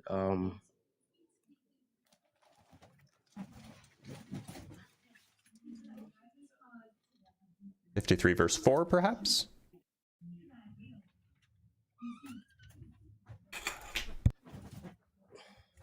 Okay. Isaiah 53. Yeah. Yeah, what about it? It goes from like this. Who have believed our reports, and to whom is the arm of the Lord revealed? For he shall grow up before him as a tender plant, and as a root out of a dry ground. He hath no form or comeliness, and when we shall see him, there is no beauty that we shall desire that we should desire him. He is despised and rejected of man, a man of sorrows, and acquainted with grief. And we hid it as it were our faces from him, and he was despised and esteemed him not. See, okay, let me stop there. You see, here it predicts, it tells us about a man who is despised. And so who's this? So by the way, is this talking about a person? Is it talking about a group of people? No, it is talking about a person who is rejected by his people. My understanding is that Isaiah is actually about the nation of Israel, the people of Israel. It's not really about the people of Israel, but it contains. Why do you think that? This is apparently a pretty common understanding of what Isaiah is about, by the way. Yes, it contains of them, but it's not necessarily about the people of Israel. No, I mean, like, this particular bit is about the people of Israel. Not really. The people of Israel have been personified here. It contains of them. It's about them. 3, no, wait, listen. As it says here in verse 3, he is despised. Not they are despised. Right, it's personifying the people of Israel into a man. Right, that's yeah, but it that's the whole understanding of Isaiah. They are not the main topic. They are not the main subject here. No, I mean they are. That's the whole point. That's the he refers to the people of Israel. No, the he. How can listen? The he refers to a man. As you read Isaiah, it refers to a man. As you finish, Isaiah, that's just not what. Apparently, that's just not what scholars say it's about. Many scholars have should we go to Isaiah 40 or Isaiah 49 and look what it's talking about? Okay, let's go to Isaiah 49. Okay. So it specifically is mentioning things like, and he said to me, "You are my servant Israel, in whom I will be glorified." This is Isaiah 3 or Isaiah 49:3. Like I mean, there's other parts in the beginning of Isaiah 49 where it talks about specifically Israel might be gathered to him, etc., to bring Jacob back to him. All of this stuff, like it's pretty clearly about Israel, isn't it?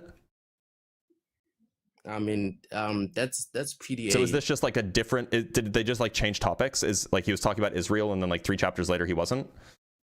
It's like saying a school book is talking about one topic. I'm saying that physics has only one topic. No, I mean, isn't this like the it whole changes thing? topics. Isn't this like the entirety of?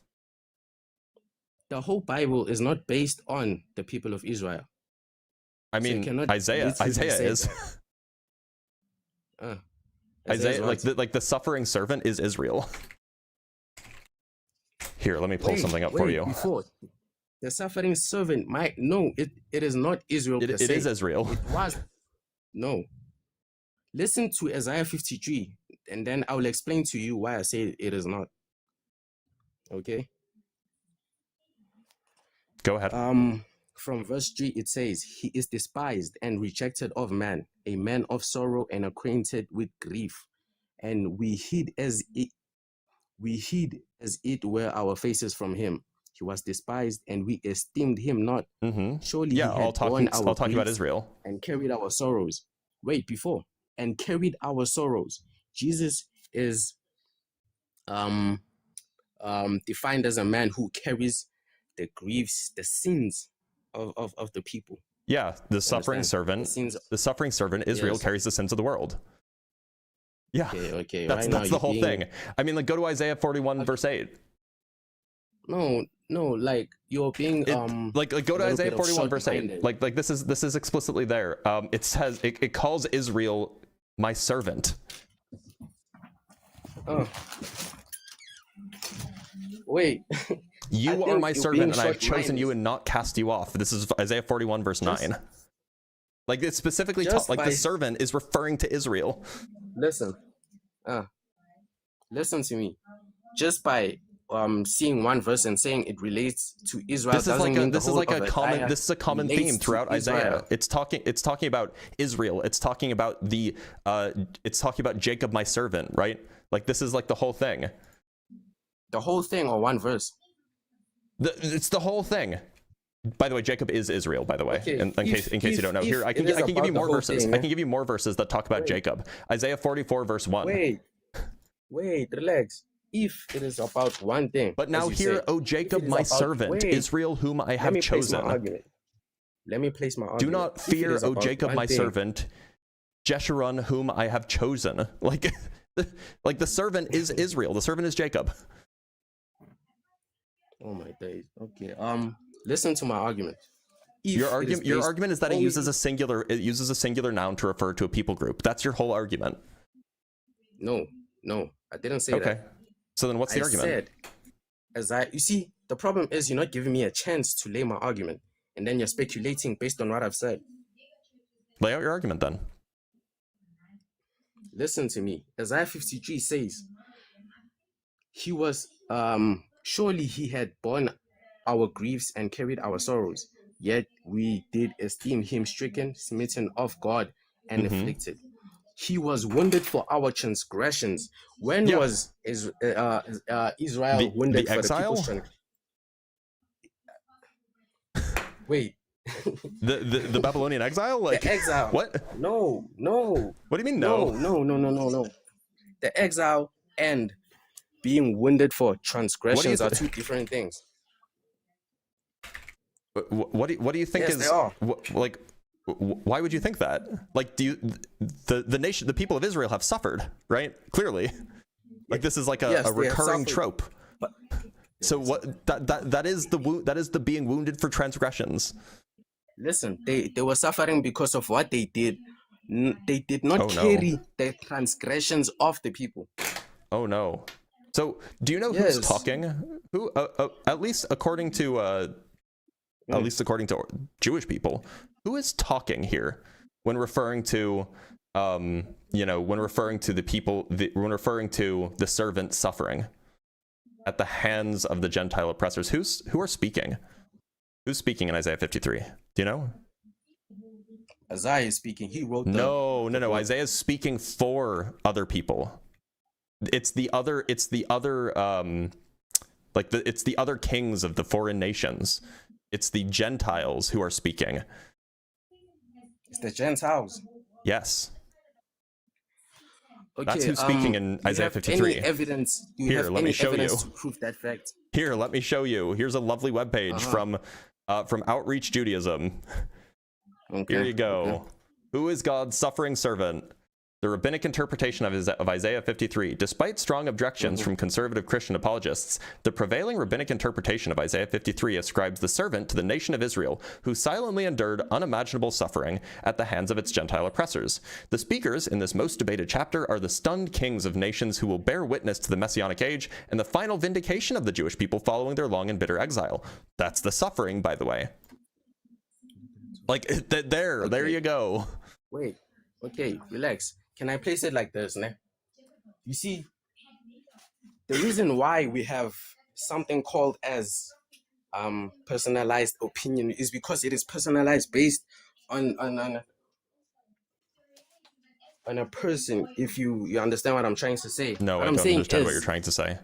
that information is purely based on a group of people, but not everyone. What information? Many scholars have different yeah, so why should I believe you over them? Of the chapter, so you cannot. So why should I believe you? Why should I believe chapter. your interpretation over their interpretation? Wait, because my interpretation, right? How I interpret it is more sensible than what those scholars have interpreted it as. Doesn't seem like it to me when the servant is regularly referred to, or when Jacob / Israel is regularly referred to as the servant in Isaiah. You see, the problem is like half a dozen times this happens.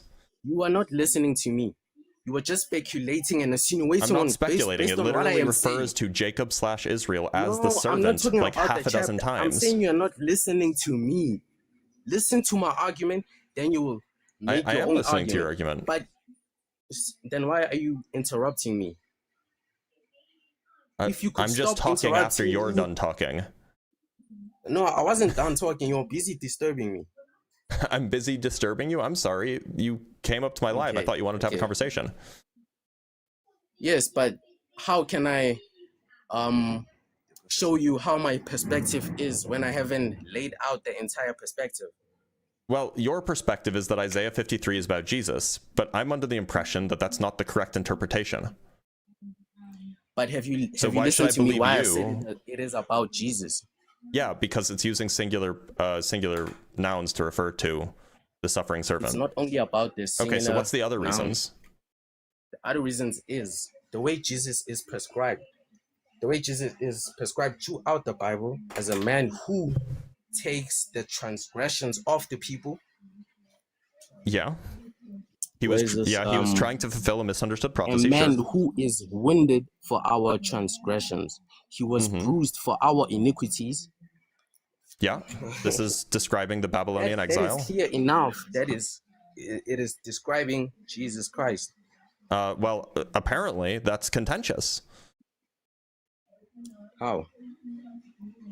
Because it doesn't say Jesus Christ, and the servant that's being wounded is referred to as Israel / Jacob throughout Isaiah. Israel, does it mean the land or the nation as the people?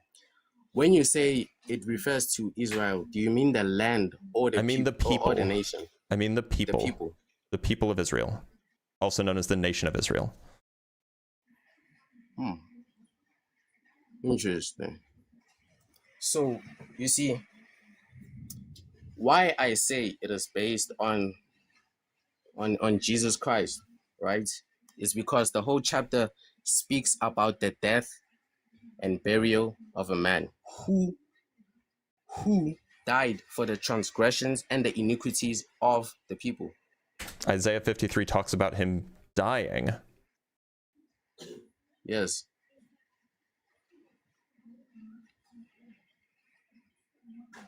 He was cut off from the land of the living.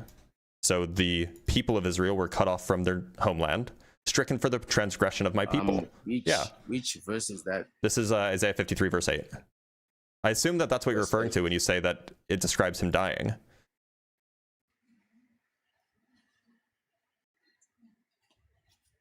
What other verse are you referring to? I was referring to verse 5. Verse 5 doesn't say anything about dying. But it says about wounded for transgressions. Yes, yeah, the nation of Israel, the people of Israel, were wounded for the transgressions of the foreign kings. Yeah, that's like historically accurate. Like that happened, right? The nation of Israel, like the people of Israel, they were exiled to Babylon. That was a real thing that happened in real life. Okay.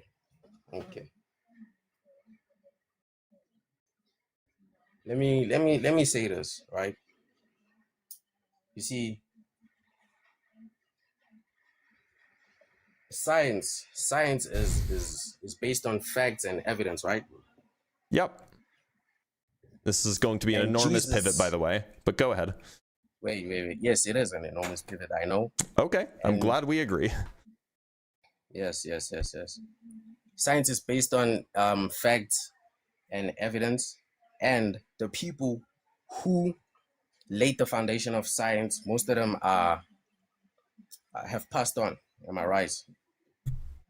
Sure. But can I ask you a question? Do you know any of them? Have you ever seen Albert Einstein? Have you ever seen him? In videos. You've seen videos. There's AI. There's AI, so you cannot believe what you I've see seen nowadays. videos before AI existed. Okay. Have you ever seen Are we just doing science denial, by the way? Is that what we're doing here? No, what I'm trying to say is there are historical facts of people, right, who have existed. Right? Yeah. And those people are believed to be existed according to historical data. Right? Yeah. And there is historical data about a man called Jesus. Yeah, Jesus probably existed. I agree. Okay. Here's where I'm going at. There is historical data about a man called Jesus. Yeah, he probably existed. And this man spoke of these things about there is a God and he is the son of God. Right? Well, some of his followers said that, but like there's no historical evidence that that's true.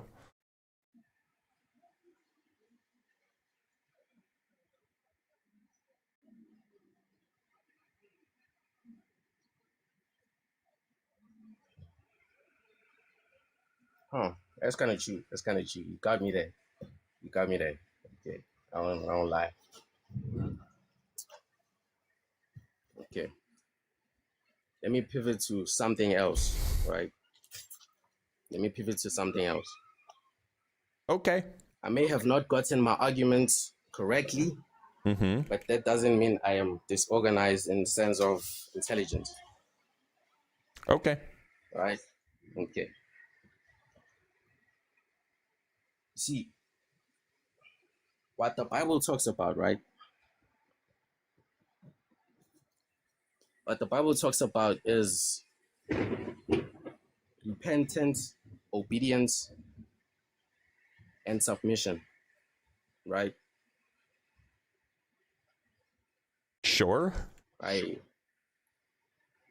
That's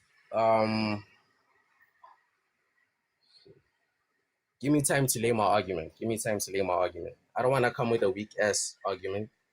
Okay, You get well, what I'm saying? How about this? Why don't I let you go and you can come up with one and you can come up with it later.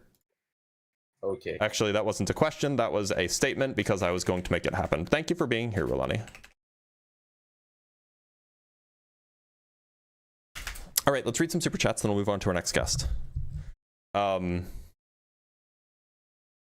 From Zach Petronoff, thank you for the $5, Zach. My lava lamp's bulb died last night. A dark omen for the times ahead. The light of lava will shine again once my Amazon package arrives. Yeah, I actually need to order a, I need to find the right lava lamp to order, right?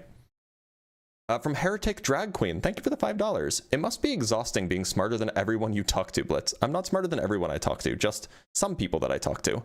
Hashtag EBTL, hashtag GIG. BE4BAJ, gay in general, but especially for Blitz and Justin. Fair enough. From Zach Petronoff again with the $2. D's nuts, the ancient scholar Albert Einstein. What? And from Ken with the $20. Thank you so much, Ken. Let's get a big round of applause for Ken in the comments, y'all. Big bunch of W's. You're not listening to me and my interpretation makes more sense. Easily disproven. I mean, like, look, like it's just debated, right? Like, why would I take one person's interpretation over like other people's interpretations? You're gonna have to make like a stronger case than that. All right, let's talk to Hiroi. I don't know how to say that. I actually think I've spoken to Hiryu before. Hi Roy, how's it going? Thank God it's fine. We talked before, if you remember, bro. I do vaguely remember your name. You do believe in a God? Yes, in Jesus Christ, my Lord and Savior. And why should I believe in the God? You shouldn't believe in God or in anyone if you don't want to. It's just so you. Then why'd you come up? So you can get. So you can understand why believing in God could help you for your next life, not for this one. I mean, God gave us free will. You shouldn't do anything really. You can't do whatever you want. I'm just saying, believing in God is much more. It makes much more sense. You can't enter the heavens without the allowance of God. If God doesn't let you in, you will not get in.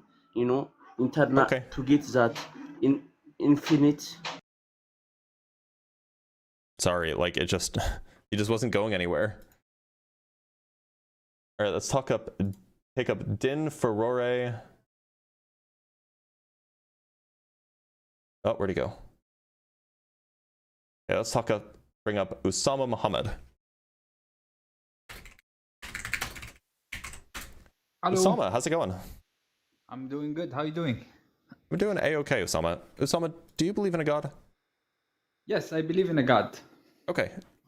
Which one would that be? Just so then I don't assume the wrong thing. It's kind of complicated, but oh my God, it's super complicated. It's really complicated. But are you like, do you like affiliate yourself with a particular religious tradition? I'm Muslim. Yeah, You're yes, Muslim. I'm Muslim. Okay, great. Yeah. Great. Okay, that's helpful. I just don't want to assume anything based off of, the way you talk or whatever. So Usama, look, I'm not Muslim. So why don't do you have an argument that you could offer me or a piece of evidence that you could offer me that might make me more likely to think that Islam is correct? Yes, I can do.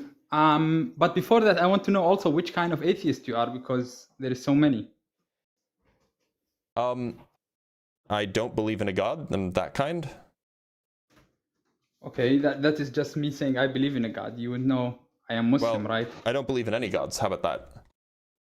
That's still not specifying anything. I can do the same. If I told you that I am a theist and I believe in a God, but I don't want to specify it, it will be hard to refute my position. Right? Look, so nobody's come up with a notion of God that is if you want to say that this water bottle is God, then sure, I believe in God, but that's not what most people mean by the word God. So there's at least English speakers generally mean a specific thing. They mean some kind of being that is responsible for creating or sustaining the universe or something like this. And maybe it has extra properties like it's, all powerful, or maybe it's just, or maybe it cares about us, or, various, I don't believe any of that. You will take your, let's say space by, you already know that I think, for example, that Muhammad bring a talk to God, and you would know that I believe that the Quran is the word of God, and so on. So I'm completely exposed while you're still staying anonymous. I don't know. I'm not anonymous. I just told you, I don't believe in any of that. There is types of atheists. I know the naturalist atheist, Richard Dawkins. But naturalism is not a kind of atheism, right? Atheism is merely a position about atheism is merely a position about the proposition about whether a God exists. There's a whole bunch of other positions that can be part of my worldview that are just unrelated to whether or not I'm an atheist. Okay, then we can be even. How about this? I will tell you that I believe in a God, and I will not specify which God it is. I will stay ambiguous as you do. This conversation won't be fun at all. Because look, I don't know what more you want. Do you want me to tell you that I am like politically on the left and an atheist? Like, do you want me to tell you that I like rock and roll and I'm atheist? Like, what more details do you want? When I say that I'm Muslim, you already know about my position in a lot of things. At least to a certain extent, not like fully, because yes, everybody's not fully, different. Of course, but you know some things. But for me, I am talking with someone that I know nothing about. He give me nothing. Okay, so the God that you believe in, I don't believe in it. Why don't we start there? So you still want to take the contradictory position, but okay, but this is unfairness. Like, I noticed this in debates between theists and atheists, and this is one big advantage that atheists have, that they always want to be reactionary and they always want to be in the position of vagueness. No position. There's nothing vague. You have a belief about a certain entity existing. I don't share that belief. Those beliefs are equally vague. They're equally specific. I don't believe the thing that you believe in. So you don't have position standing alone without me. So my position is what you have, I don't have. Yeah. So I mean, in some sense, you're right. In some sense, you're right. If there was no conception of a God, then there'd probably be no atheists. Because in some sense, like, not believing in something, if you don't even have a concept of that thing existing, or of that thing, like, possibly existing or whatever, then of course you're not going to have a concept of not believing in it. But we live in a world where people believe in God, and that word means something, and I don't believe that thing corresponds to a real thing in reality. I didn't want to be a childish, but I can do this game too. I can say I believe in the things that you don't believe in, and make it circular. Yeah, so we could do that. It's just that's not the topic of the background, right?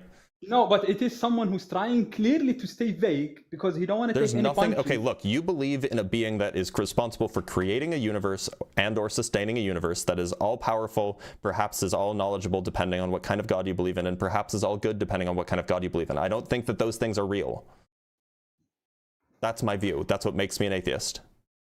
Okay, I will give you that, but I hope you understand now. You are stronger in these debates not because you have a stronger argument, just because you are reacting. If we were in the other place, if you metaphysics and way of looking to the world was there and I was puncturing it, I will find so many holes because there is no perfect idea. So that's something to be clear. Like I want. It seems like currently you're currently whining because you're afraid that you're going to lose the debate, or at least come out not looking well, and so you're trying to couch your future loss in. Of course I was going to lose because I have a harder position to defend. If your thing is true, you should have an easier time defending it. No. Look. If you tell me what you believe about whether the world is determined or not determined, what you believe about whether the normative things have reality, ontological weight, or don't have, any position. Philosophy is very fast. Any position have counter arguments. When I know your position, I will just bring up the counter argument for. My position is that there is not a divine creator of the universe. That's my position. Okay.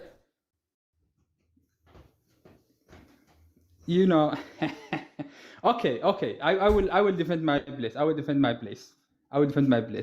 I believe in Islamic God in a sense, but I would say that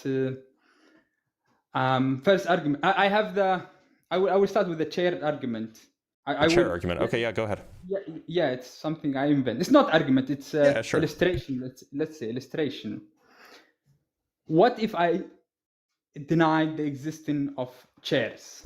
I would just go get you a chair and push you down and you'd sit in it, right? Yes, but I will do one part of abstraction. I will tell you that's a wood, not a chair.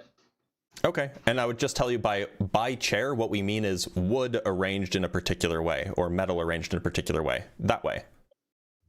Okay, there is so many ways for chair. Which way? Can you? Yeah, that way.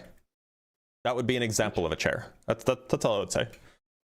But I can bring you a table that is exactly similar.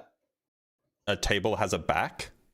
Yeah, there is a lot of tables that have back. Some chairs don't have back also. Some chairs don't have legs at all.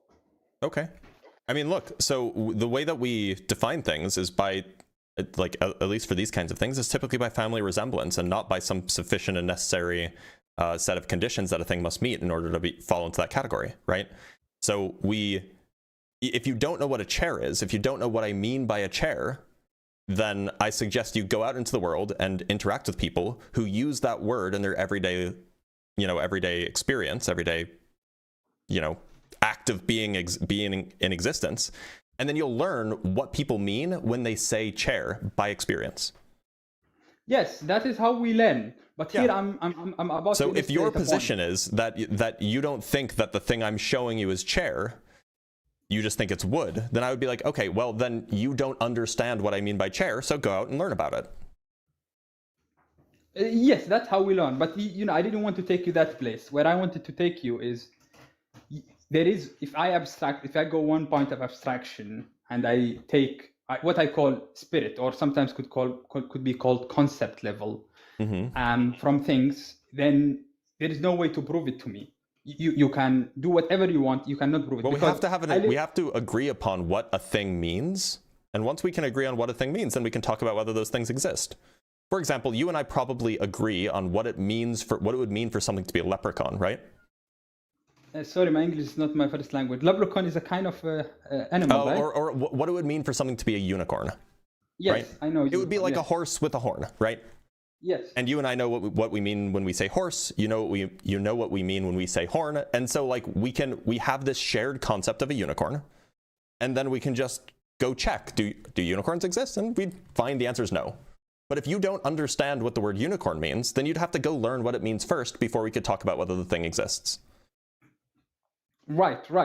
So can I say same thing about God? Can I tell you, the God I'm referring to, if you understand it correctly, you won't ask for evidence, because when I tell you I want evidence for existence of chairs, you tell me go learn about it and then we can talk. Can I use that? Well, so I would say go learn about what people mean by the word chair, and then we can talk about the evidence for chairs. Right? Yes, people. So are you suggesting that I don't know what you mean when you say God? Here is the fun place. I go and I learn what people say by chair, and I find it inconvenient and contradictory and full with bullshit. Yep. Because then you're just not understanding chair in the same way that they are. You're not understanding like the category of things that they're referring to. Right? They're referring to a specific category of things. We can say the same thing about God, don't we? Okay, so it sounds like what you're telling me is that you don't have a way of explaining what you mean by God to me. The same way you don't have to explain what chair is to me. Right, okay, so it just sounds like you came up here to tell me you can't prove the God I believe in wrong because I can't explain to you what I mean by God. If that's your whole point, then you're right. I'm agnostic about the thing you believe in because I don't even know what it is you believe in. How can I have a position on it? I hope that the chair example did what it did. The chair example want to demonstrate things. Our knowledge is intuitional. When you meet an atheist and you ask him, where is the evidence for God? I don't have to do it logically. I hate logic. I hate mind manipulation. The theist will tell you something like, look at the rivers, look at the mountains, look at everything. Just like if you look to image and it's beautiful, and I tell you, prove me that it's beautiful, you say, look at the painting, look at the rivers, look at God is something like that. Evidence for God is something like that. If the way that you come to belief in God is merely by intuition, and I don't share that intuition, then how are you going to convince me that the God that you believe in is real? No, I just want you to open space. Look, there is if you ask me why I came here trying to defend God exists, it's kind of deeper. The reason is that when someone is believing in God, he tends to have a metaphysical positions that, in other topics that will lead him to what I feel is the right path. So usually when I go to atheists, usually they are like, I call them Richard Dawkins types. They fascinated with science, which there is no problem with that. But the problem is that they hate normativity, they downplay it, they say morality is subjective, it doesn't exist, blah, blah, and they take life of everything. And that's why when I come defending theism here, believing in God or not, like I will tell you honestly, God will show to you when he show himself to you. But it's this worldviews, the believer and the theist, the person who live in abstraction and the person who's living in the qualitative world. Those opposition are what we are talking about and why I came up here. And all I want to do is open place for free will, open place, because that is after all what it is, open place for free will, open place for moral realism, open place for... You can be a moral realist and be an atheist. You can even believe in free will and be an atheist. I was talking with atheists a couple of days ago about this topic. When we come to believers, you know, we say this person is theist, and there is subcategory of that. He is theist that is believe in Abrahamic religion, or theist that believe in other things. And then in Abrahamic religion it says theist that is Christian, theist that is Muslim, and in Muslim you have Ash'ari, Athari, and here you have Calvinist, and so on and so on. It is well organized structure of way. But when I go to theist, they have the similar. There is the Richard Dawkins types, there is David Hume type, but they always want to stay light. They don't want to involve. They're just reactionary, and they think that the position is strong. While they just deny what they have. You're just complaining again about me explaining to you that atheism is a single position on a single proposition. You know, it doesn't come with it. It doesn't come with an attached worldview.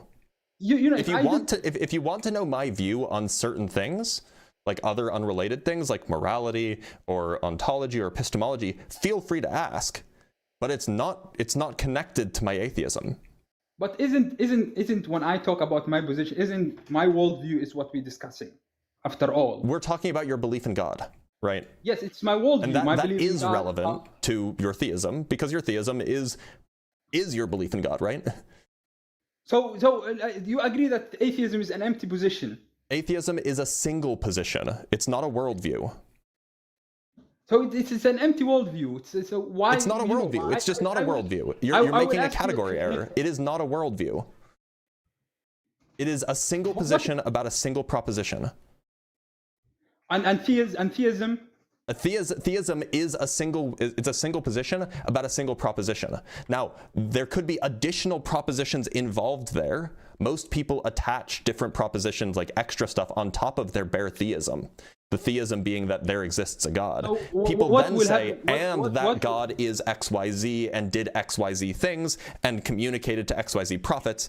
That can be attached to someone's theism, but it's not a required part of theism. In much the same way that naturalism or moral anti-realism or whatever, they can be like, you know, like a position that you hold in addition to being atheist.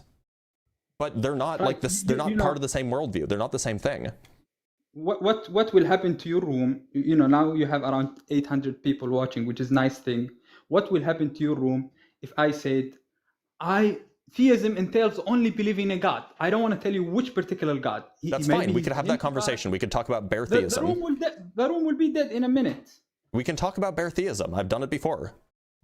Okay, I believe in a God, but not in a particular God. Okay. So just to be clear, when you say God, you mean like some origin or some grounding of the universe, right?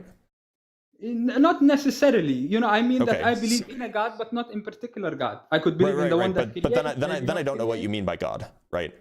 Because the way I understand a God is that it's some sort of origin or foundation of the universe. And then you can also attach other qualities to it. And that's how you get to religions and stuff like that. But I don't know what you mean by God if not something that is the origin or foundation of the universe. Theism doesn't entail that I believe God, then maybe I believe in the God of Hindu or but even the Hindus believe that there is that Brahma in particular. Brahma in particular is like a creator. What if I believe in one kind of God that isn't the origin? What if he's then you and I just disagree on what the word God means, and so I'm not an atheist about your God if by your God you don't mean something that's the origin of the universe. When you take your empty position, I can say the same. When you tell me I don't believe in a God, I would say well. You don't so believe to be clear, I told you I specified, and I was very particular. I said I don't believe in the God that you believe in. Namely, I don't believe in the God as described by Islamic scholar or by Muslim scholars. I don't believe in the Abrahamic God, right? That is something like that is a very specific claim. When you say Abrahamic God is so full, I'm here all out. I want to stay empty. I want to say that I believe in a God. That's fine, but then we just don't have much to talk about because we just don't even agree on what the word means. Because all this happening. Words do still have to have meaning, right? What is happening here is that you want me to, show you my worldview, how my God, and so on. When I even ask you what God let me give you a syllogism let me give you a syllogism. I'm just going to write down the syllogism that you're making for your belief in a God. Is that fair? Okay, do it. All right, so let's start. Sorry, let me pull this up. And by the way, yes, I am blatantly stealing from Ian and from the super chat. So premise one, let's say premise one, a God exists. Premise two, conclusion, a God exists. That's what you're doing. Like, you're just complaining because I'm using God in a very specific way. Why are you allowed to do that? Why are you allowed to stay vague, but not me? I'm not vague. I told you I don't believe in the Islamic God. I don't think it exists. All of those things, I don't think that there's an entity with those properties that exists. That you are basing your position on me. I can say stuff like, yes, I believe atheism is in response to theism. Yes, of course that's the case. What if I say that I believe in the God you don't believe in? You understand that atheism is a response to theism, right? Oh my God, that is very weak thing to happen. There would be no atheists if there were no theists. Yeah, there would be no theist if there is no atheist. I didn't say that. Or are you trying to say that? No, there would absolutely be. Like if everybody was theist, if everybody believed in a God, then everybody would be theists. You don't need atheists in order for theists to exist. No. If there's how you know they are theists? They don't know the opposite. It is like saying a theist is just someone who is a theist is just someone who takes the affirmative on the proposition that a God exists. That's all it is. And that a proposition cannot go the other way around. A person cannot believe that it could be the case that there are no atheists. Look, and, it's the same. And everybody would still agree. Look, if the proposition is abstract, you can have atheists who don't believe in God, even there is no people who believe in it. All right, let's try this again. A position is abstract. Premise two, boo-hoo. Conclusion, your argument is empty. I'm just mirror to you, brother. I'm just mirror to you. So you don't want to make an argument? I already make my argument, and you clearly your argument is vibes. It is premise one. Look at the beautiful lake. Premise two. Conclusion. God. Is that what we're doing? That is the most strongest argument for God, actually. If that's the strongest argument for God, then no one should be a believer. No, it's rationale is not everything. There is feeling. It's way stronger than rationale. If we go by rationale, there is no beautiful painting in the world. Boo! Oh my God! All the artists are crazy people. You see what you're doing? It's just super hard. So your best argument is vibes. Got it. Yes, just the same way we have morality based on vibes. Hold on, can you say that again? Your best argument for God is vibes. Do you want to repeat that into the mic? Yes, the best argument for God is vibe. I don't see argument better than that. Okay, thank you for being here, Osama. Welcome, brother.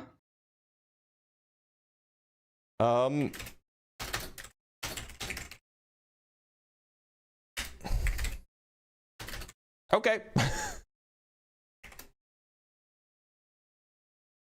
Let's talk to Charlie. Oh no, let's read some super chats first.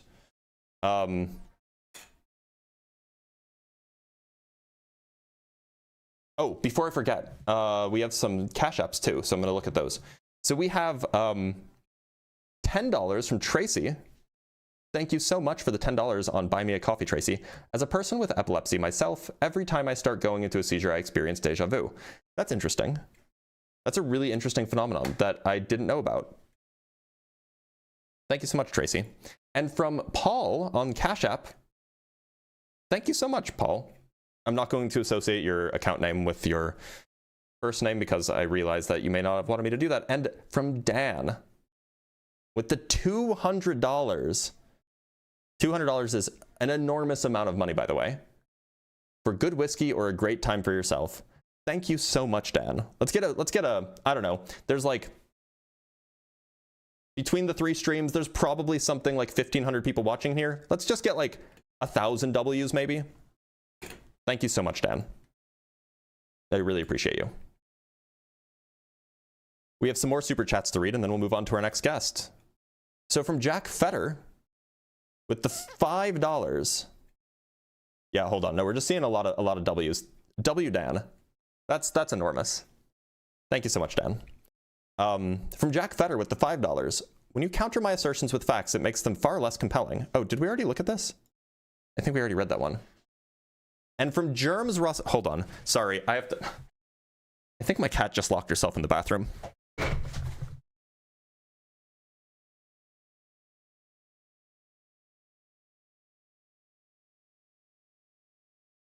so dumb. Why does she do this to herself? Why does she lock herself in the bathroom? And now she's grumpy that I'm holding her. All right, go. All right, let's read some more super chats and we'll move on to our next guest. From Germs Rossalino with the $5, there's a whole bunch of references for Isaiah 53 crap. That's good to know. Fortunately, I have access to Justin's Excel spreadsheet, so I can use that. From Ross Monroe with the 40 ZAR. I don't remember what ZAR is. South African Rand, that's right. What do you value that makes an argument compelling? Oh, I value premises that are believable, and I value logical consistency. Those are the things I value. From Furtive Pata with the $5, I'll give you my argument, but first, allow me a moment to whine at your atheism. That was that whole conversation. It was just whining.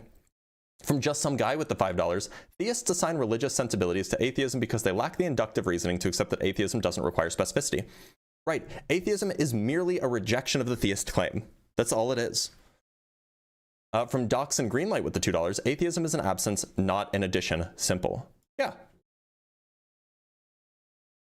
From Stephen G. Kleinard with the $5, we all need a chair to put the lava lamp on. Right? That's what chairs are for. Chairs are things that lava lamps can go on. From Jack with the $5, when he brought up the famous chair fallacy, you spelled fallacy wrong, by the way. I knew Blitz was doomed. Hashtag chairs are short tables. True, chairs are short tables. From Ken with the $10, just because no one shares their worldviews doesn't mean they have a right to act horribly or disrespectful. It hurts their cause more than helps them. It's dishonest and rather aggressive than loving. I don't know what this is addressed at. But thank you for the comment. I'll have to think about that some more, because I don't know what's addressed at. From Docs and Greenlight with the $2, logic is mind manipulation. Just wow, SMH. Yeah. I mean, like, look, I get his point that, like, it's hard to logic people into a position if the position is bad. From Dr. Fudge with the $10, this guy is a sophist who smells his own farts. This form of the conflict goes nowhere. It's an attempt to drag atheists into the same category of claim as an entire religion erroneously. I don't know if he smells his own farts, but he definitely didn't want to talk about the subject. From Git Stanfield with the $5, if the chair exists, theism is true. If the chair does exist, therefore theism is true. Simple modus ponens. True. We got him. I'm converted. I am now Sunni. From Simeon Urchin with the $5. This, by the way, this is the super chat I was stealing from.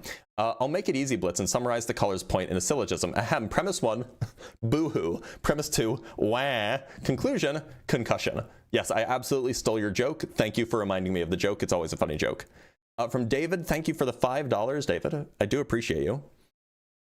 From Logan Wynn with the $5, do you consider yourself nihilistic? I can't remember what you've said about objective morality or lack thereof. I am at best an objective or like a moral anti-realist, and at worst a moral quietist. Depends on my mood. From Boogie the Cat with the $2, I love the snarky use of Notepad. I stole that from Ian. Ian's rhetoric. Like, look, I know a lot about a lot of things, and I like to think I have some good qualities that make me good at this. But Ian's rhetoric and Ian's like way of making fun of people is just so funny. Like, he's so good at it. From David with the $5, I sent my request to speak with you on TikTok. Okay. I don't see you in the guest box. You'll have to tell me your TikTok name. From the Nightly Gamer with the $10, why not the depths of suffering being an argument against God while we're at it? We could do that, but he didn't even believe in any God, right? Like, he couldn't tell me what it was. From Peter Hegwood with the $2, best argument for God. 6, 7. Yeah, right? Tell me about it. From Just Some Guy with the $2, because she wanted some privacy. No, she's stupid. She likes going she likes going into rooms that have open doors, and then she scratches at the door from the inside and closes the door. Because she's dumb. And then she whines because she's stuck and gets, can't get out. And then from Bacon and Bush with the $5, we've all smelled our own farts. Let's not pretend otherwise. That's a fair point. It's a fair point. Don't call her stupid. No, look, she's very pretty. She's also dumb. All right, I need to find David's... I mean, she's smarter than my old cat. but still not the brightest. I mean, she traps herself in a room and then she cries about it. And she's done this for hours before, like when no one was home. So we have to keep all the doors closed now because she'll just do it and lock herself in like the laundry room for like 4 hours. And then she's like really distraught when we let her out because she was scared, right? So anyway, okay, I can't find this David person. Let us bring up I can't say that name on your live stream, on the live stream, but we will call you John Locke anyway.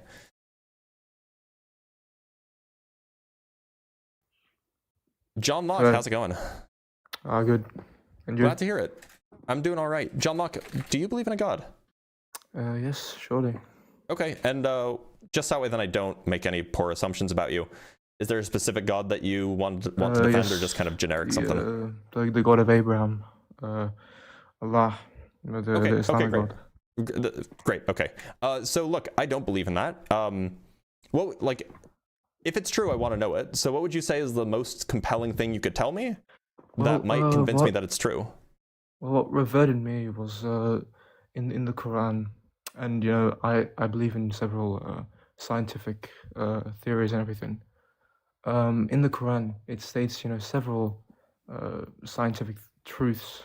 Like, for example, that iron came from space, and that you know, the sun orbits, and that, you know, we're made of water. When you say iron came from space, what do you mean?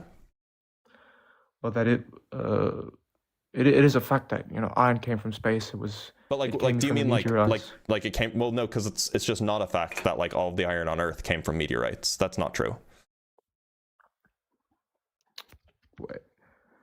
I thought it came from the meteorites, right? No, Earth formed with tons of iron in it and on it. Well then, yeah. And you know, the stuff about the sun orbiting, and that, you know, space started out as a gas, or with, you know, gas, you know. But it didn't start out as a gas. No, I meant like not as a gas, but like it was very damp and it was very hot, you know. It was very what and very hot? Very, very damp and very hot, you know. Damp? Like wet? No, I'll explain this. Just very hot. What does that have to do with it being a gas? Oh, where'd he go? Oh, sorry. That's calling me real quick. Welcome back. What is that? What does being damp have to do with being hot?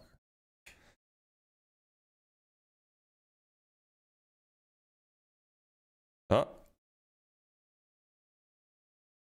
John Locke? Welcome back. No, my dad was calling me. You're fine. John Locke, how old are you? Wait, hold on, I'll be back real quick. Does he mean dense perchance? Yeah, I think he means dense perchance. I also think that he might be underage.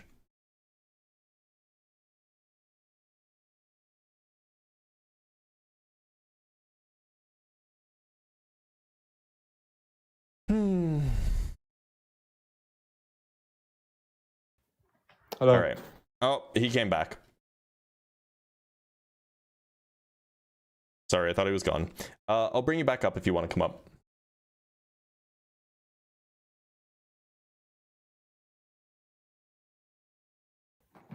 John Locke, how old are you? I'm 19. What year were you born? October 23, 2006. Okay. Look, so you said that the universe was a gas, but it wasn't a gas. You said that it was damp. It wasn't gas. It wasn't damp. But like, where in the Quran does it say that it was very hot?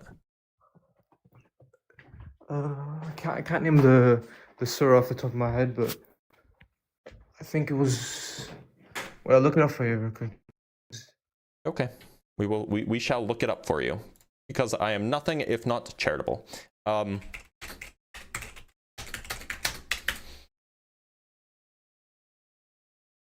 This is the 41st surah, verse 11. I imagine that that's what you're referring to. And it says, Then he turned towards the heaven when it was still like smoke, saying to it and to the earth, submit willingly or unwillingly. They both responded, we submit willingly. Is that what you're referring to? Yes. Okay, so smoke isn't gas, by the way. I can't see my smoke. Nor does it say that it's hot. Smoke doesn't have to be hot either. The universe was never like smoke. That's of course the Arabic translation. Arabic is a very, poetic, what's it called, language. Can you hear that? Yes. Oh, maybe. So it's very poetic. So you have to like interpret it based on vibes. So it just sounds like No, not based on vibes. It's just... Oh, so then how should we know what it's trying to say? Should we just go look at the tafsirs? I think smoke is an alright. What's it called? Okay, but it doesn't say that it was like a hot gas. Also, it wasn't a gas.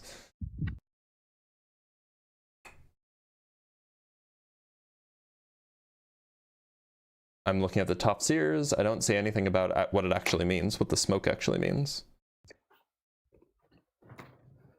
There was like, well, I'm looking right now. It wasn't like a lot of helium and a lot of hydrogen and all that. But that's not smoke. Gas smoke, same thing. Also, that wasn't what the universe was like, for hundreds of thousands of years after the Big Bang. Am I in? I can hear you. I can't see my profile. Yeah. The universe wasn't like that for hundreds of thousands of years. Until, or after the Big Bang, right? Well, the Quran is also, in the point of view of God, and. But so it doesn't yes, say. So the Quran doesn't around. say that the universe used to be hydrogen and helium. It says it used to be smoke. It was a smoke, yes. Which is not hydrogen and helium. That was a Big Bang. Nor is it gas.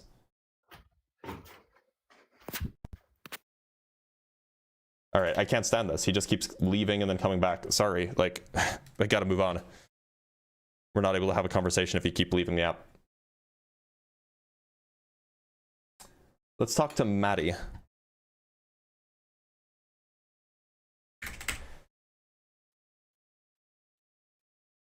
Maddie, how's it going? Hey, dude. Hold on. Everybody just leaving? Hi. Can you hear Welcome me? back. Yes. I did. Yeah. So my belief is it's mostly based on a change in my belief system throughout my entire life. So I'm 33 right now. What do you believe in? I believe in creation, but I don't believe in a specific deity. Okay, that's fine. I So I don't believe that there was a creator. Yeah. So what would be the most compelling argument you could offer me that, might convince me that, in fact, there was a creator? So my knowledge of quantum physics is very, I'm a noob, okay? I don't really know that much about it, but... Hold on, before you continue, if you're about to say, my knowledge of quantum physics, I don't know very much about it, I'm a noob, but, and then you're about to say something about quantum physics, I would suggest you not. Yeah. I know, but it kind of ties into what my gut feeling is and what I kind of believe about the universe. Right, but if you don't know much about quantum physics, how do you know that your thoughts about quantum physics are correct representations? No, I totally get that. I was just sort of wanting to ask a question about your specific atheism to see if it's similar to mine. Okay. I would describe myself as an atheist as well, but... Oh, I thought you said you believed in a creator. I understand we were talking about creators, but I'm not the kind of person that believes in the guy with the beard up in the sky. Okay, but like nobody believes that. Do you believe that there is like a supernatural being that created the universe? There are thousands and thousands of people that would believe that. I'm not on the same... Okay. Do you believe that there is a supernatural being that created the universe? I would say yes. Yes. Okay, then you're not an atheist. But my belief of what atheism is, right, and what I interpret it, what I think most people would say when they call themselves an atheist is they don't believe in a divine creator. Would that be what you believe? I don't believe in a supernatural creator of any kind, whether it's divine or not. Right. Well, it could be satanic. Like, I don't care. I don't believe in it. Well, yeah, that's true. Kind of forgot what I was going to ask here. What I was wanting to sort of ask was about the observable universe, what we can see, and how mathematics ties into what we can see. Let me see.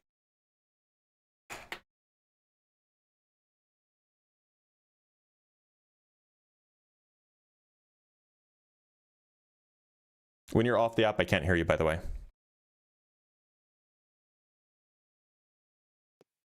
Sorry about that. I'm still getting used to this phone. So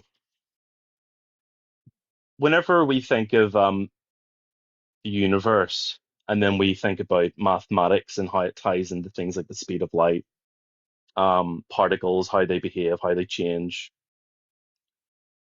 it does sort of point towards mathematics being like a rule for the universe, even though, you know, people have come across theories over hundreds of years. You know, they've written sort of mathematical law that kind of ties into the way that the universe works and how particles change and limits that things have. That's what makes me think that the universe is controlled by something. It's not an accident. You know, it was created by something. I don't know And anybody we who may thinks be- it's an accident, by the way. Like, I don't know Yeah, a single atheist. I don't believe that. I don't believe it was an accident. But then there's people that don't believe it was purposeful. It was purposefully created. Yeah, you can have things that are not accidents that are also not purposeful. Yeah. Like when a tree grows, a tree growing is not an accident. It's also not purposeful. Yeah. It's just a thing that trees do. But one thing that was quite interesting, and a friend of mine mentioned this, is, you know, the double slit experiment. Nope. Nope. Yeah, We're not you doing that. We're not doing that. Nope. We're not going down that road. I'm sorry.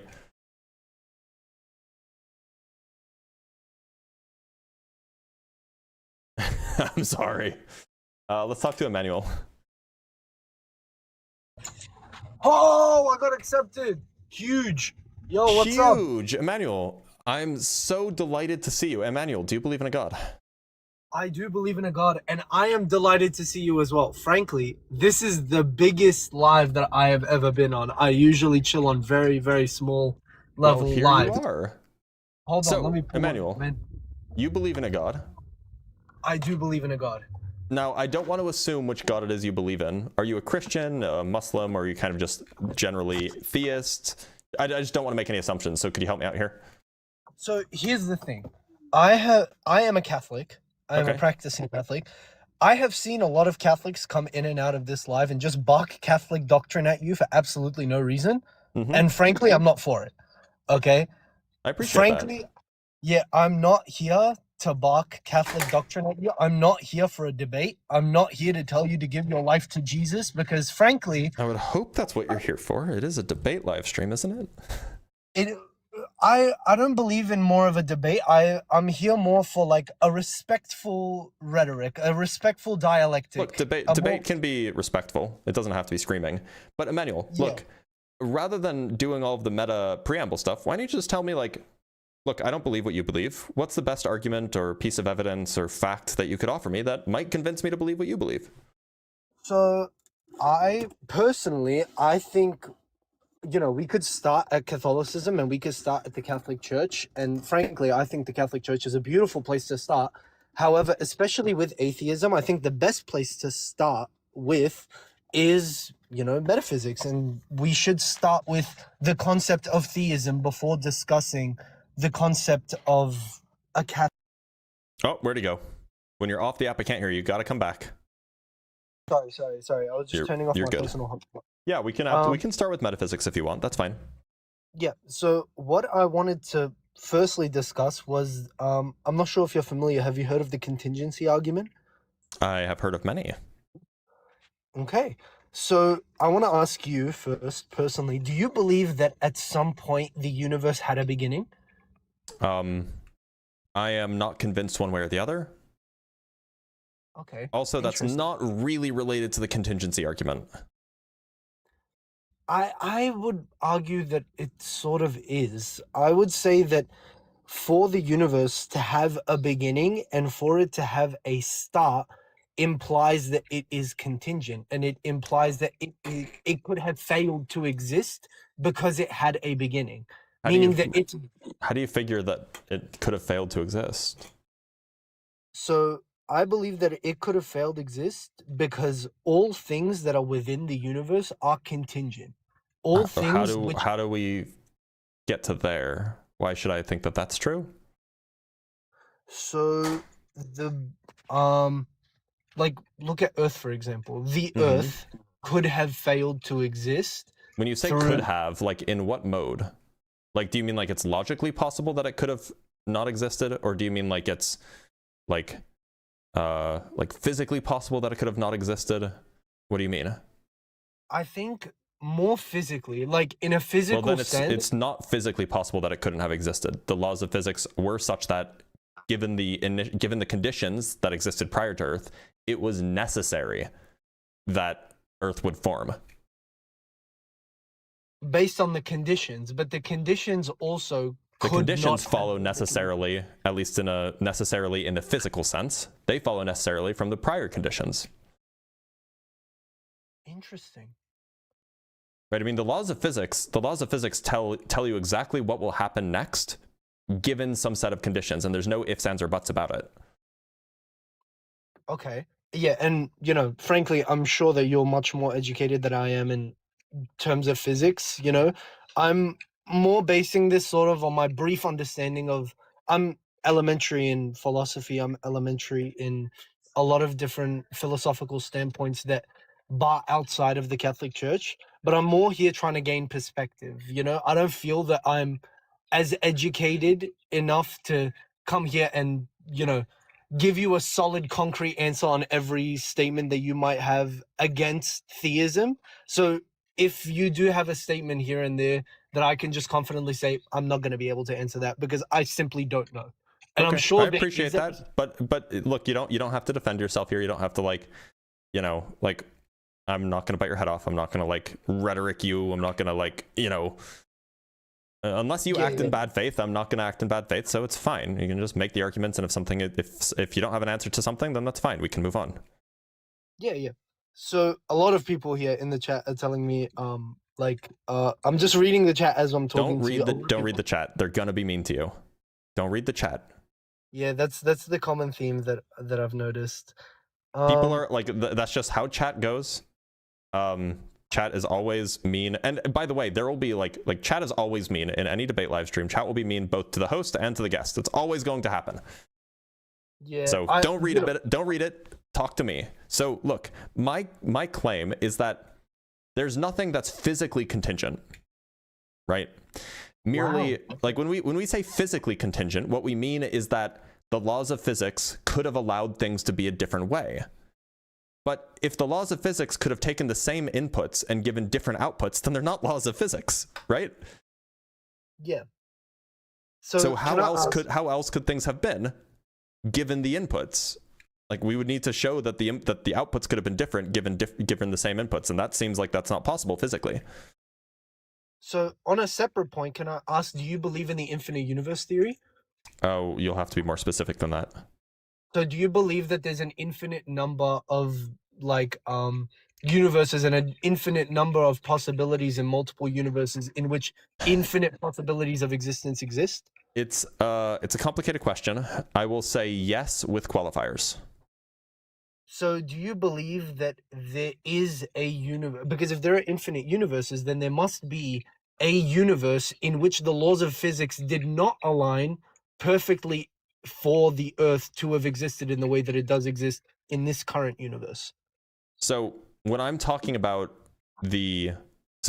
absolutely, it's the case. If you take the multiverse form, the multiverse kind that I generally subscribe to, which is like the quantum many worlds thing, which is not it's not like the Avengers, it's like an actual thing. Then it is the case that, or at least it's possibly the case. This is like an epistemological possible. It's possibly the case that there is one of the branches of the multiverse. So we don't think of them as separate universes. We just think of them as kind of branches off the same universe. But it's possible that there are different branches where Earth doesn't exist. But when we're talking about the universe as a whole, what we're really talking about is the set of all physical things. And so when we want to talk about a specific thing in say our universe, we are implicitly indexing it to this branch. And in this branch, it had to be this way, right? Now, it is the case that in the totality of all of the different branches, all of the different possible ways that the world, physically possible ways that the world could have been as a result of quantum mechanics, are realized. And that's a necessary statement, that all possibilities are realized, right? So I'm not sure if that helps you. Yeah, that did make sense. I can definitely see where your argument is stemming from, but that's just fascinating. I've never heard anybody contend the contingency argument in a way that you don't believe that anything is contingent on anything. Well, and I'm not sure. I'm pretty agnostic about it. I lean towards things not being contingent and things being necessary. But the point is that I'm at least skeptical of the claim. And so if you want to show that something is contingent, you'd have to make that point to me. It's not just enough to assert it. Yeah. So I suppose that, your rebuttal to that kind of destroyed the original conclusion that I was trying to assume. But yeah. So well, we appreciate the honesty. Oh yeah, I believe in brutal honesty, and frankly, I didn't come up here to, I didn't assume coming up here was going to, convert you right here on the spot. It was more just. If only, though, right? If only. But I'm here for an educated conversation, and if there was ever a place. But regardless, we move. If we did assume that everything is necessary and no things are contingent, then obviously the universe must be necessary, meaning that it could have been eternal, it could have not been eternal. Regardless, its existence is necessary, meaning that it's implying that there is no creator. But the original argument that I was trying to get at, and the original conclusion that I was aiming to reach, was that if we observe the universe as we know it, and if we observe our planet as we know it, we can observe that certain things are contingent. There's certain things, even on a minute level and even on a humanitarian level, are contingent upon other things, because there is the possibility that they could have failed to exist through a various number of possibilities. The fact that they do exist does not make their existence necessary simply because they came into existence and because the conditions were correct for them to meet that existence. But it's simply commenting on the possibility of their non-existence. So there's a distinction that's often lost in the sauce when we're talking about possibility and necessity, and that's people often conflate this notion of epistemic possibility and ontological possibility or metaphysical possibility. Well, what's the difference? The difference is that I might think that thing A or hold on one sec. I hear. Okay, never mind. Yeah. Hold on, let me just go double check on something. Yeah, it's okay. What's up, chat? Sorry, we're good. So I might think that something is possible. For example, how much do you know about mathematics? Enough. Okay, so are you familiar with the Riemann hypothesis? No. Really, really famous unsolved problem, right? And it basically says that there's some function, it's called the Riemann zeta function. That function has, if you plug in a number and you get 0, we call the number that you plug in to get 0, we call that a 0 of the Riemann zeta function. And one of the Riemann hypothesis is that any number that's a 0 of the Riemann zeta function has a real part, because it's a complex number, has a real part that's 1/2. If it's it's so-called a non-trivial 0. Anyway, it's a really famous unsolved problem. Now, the answer is either yes or no. It's either the case that there is a 0, that a non-trivial 0 that doesn't lie in the critical strip, or there's not a non-critical 0 that doesn't lie in the critical strip. It's one or the other. Definitely one or the other.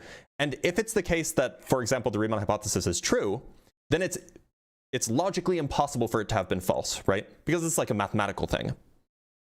But yeah. I don't know what the answer is. So I could be like, oh, well, it could be true. It could be false. It's possible that it's true. It's possible that's false. But in that case, that's possibility about my knowledge of it. It's not possibility about how it actually is. And so when you say that, like, oh, well, you know, that car could have possibly turned left instead of right, that's more about our knowledge of what we know could have happened rather than about how it actually could have been. Yeah, I think I get what you mean, because with the problem that you're claiming, regardless of whether the answer is yes or no, either way, our knowledge of it does not determine whether or not that action was contingent, because it's mathematical that either way it's necessary. Right, that's exactly it. And so, like, I mean, like, I agree. Things definitely seem contingent, like, in everyday life, you know, like, just from luck of the draw or, like, whatever it is. But that just doesn't get us to it is actually contingent. Interesting. So you don't even believe in the concept of contingency as a whole? Well, I'm just at least not convinced that there are such things. Realistic. Like, you know, like, look, I could be wrong. It very well could be the case that there are contingent things. But, like, this is something that someone would need to, like, demonstrate to me. Yeah, because right now what I'm looking at, and I've got it up on my laptop. I literally brought my laptop with me in the car just in case I got accepted midway. Are you driving? I was Okay, driving. okay, I'm good. pulled over now. Yeah, don't worry. I'm pulled over now. But yeah, I've been waiting a while.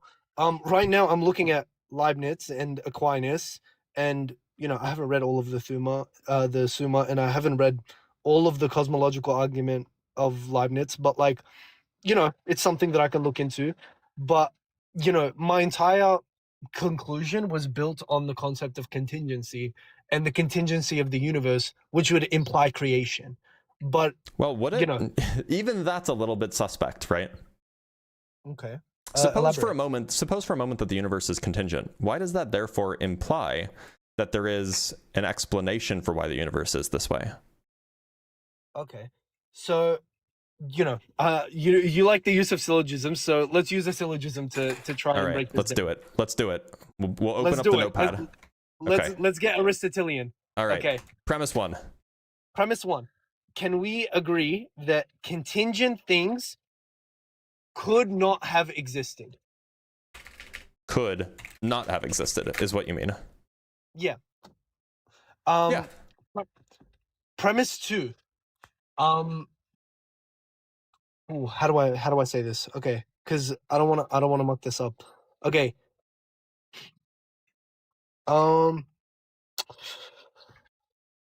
The explanation of the contingent must be creation. I don't understand that. What do Hold you on, mean hold on, hold by? on. I had a syllogism in mind earlier. I'm gonna phrase this better. I promise you. Give me like 2 seconds. Yeah, sure. I'm just briefly looking over what I've got here. How are you using a laptop in a car? Bro, I'm not even joking. I had it on the seat next to me. But how are you connected to the internet on your laptop? You know that brief second when I first joined the live where you couldn't hear me? I turned on my hotspot and connected it to my MacBook. I see. Yeah. That's funny. I really, yeah, I'm parked right now. I don't know if some guy's gonna hit me, but frankly, the roads are empty, so it'll be fine. Okay, well, stay safe. Yeah, we ball anyway. It's okay.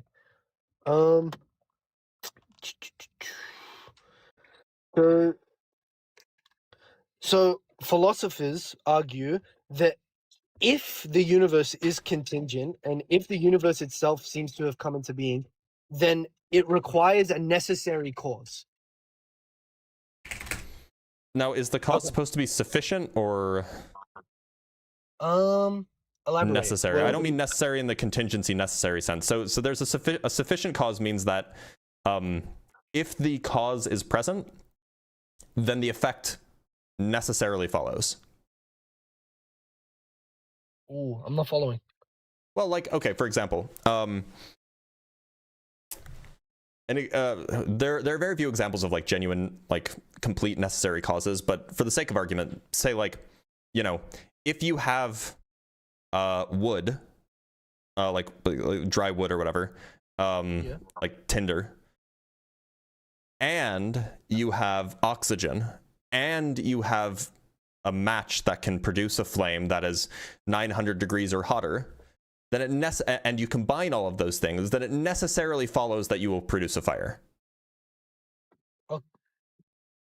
And this is to say that well, I mean, like it, of course, like you could think of loopholes and we could close those loopholes, but for the sake of argument, just imagine that like it necessarily follows that if you have those three things and you combine them, you get fire.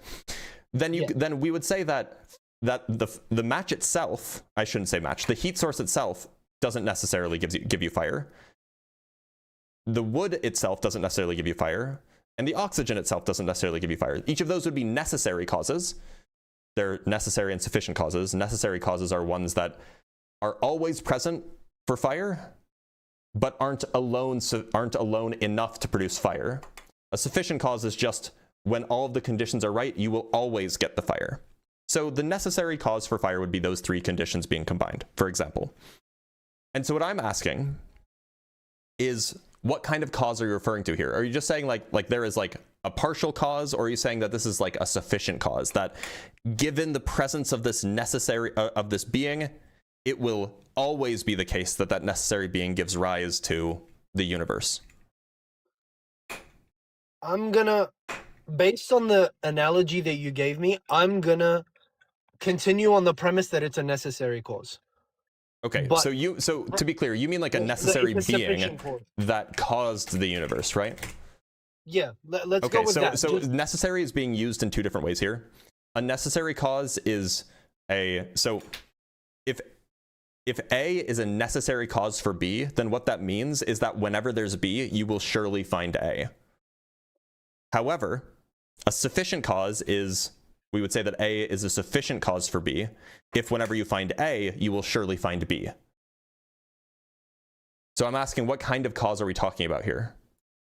Let's go with the sufficient cause. Okay. That sufficiently caused the universe. Fine. Okay. Okay. Based on the conclusion, okay, I got really sidetracked there. Sorry, okay, but it's just super important that we be clear about what these words mean. So let's recap. Contingent things could not have existed. If the universe is contingent, then it requires a necessary being that caused the universe, that sufficiently caused the universe. So, So you probably want to say that premise one, the universe is contingent, right?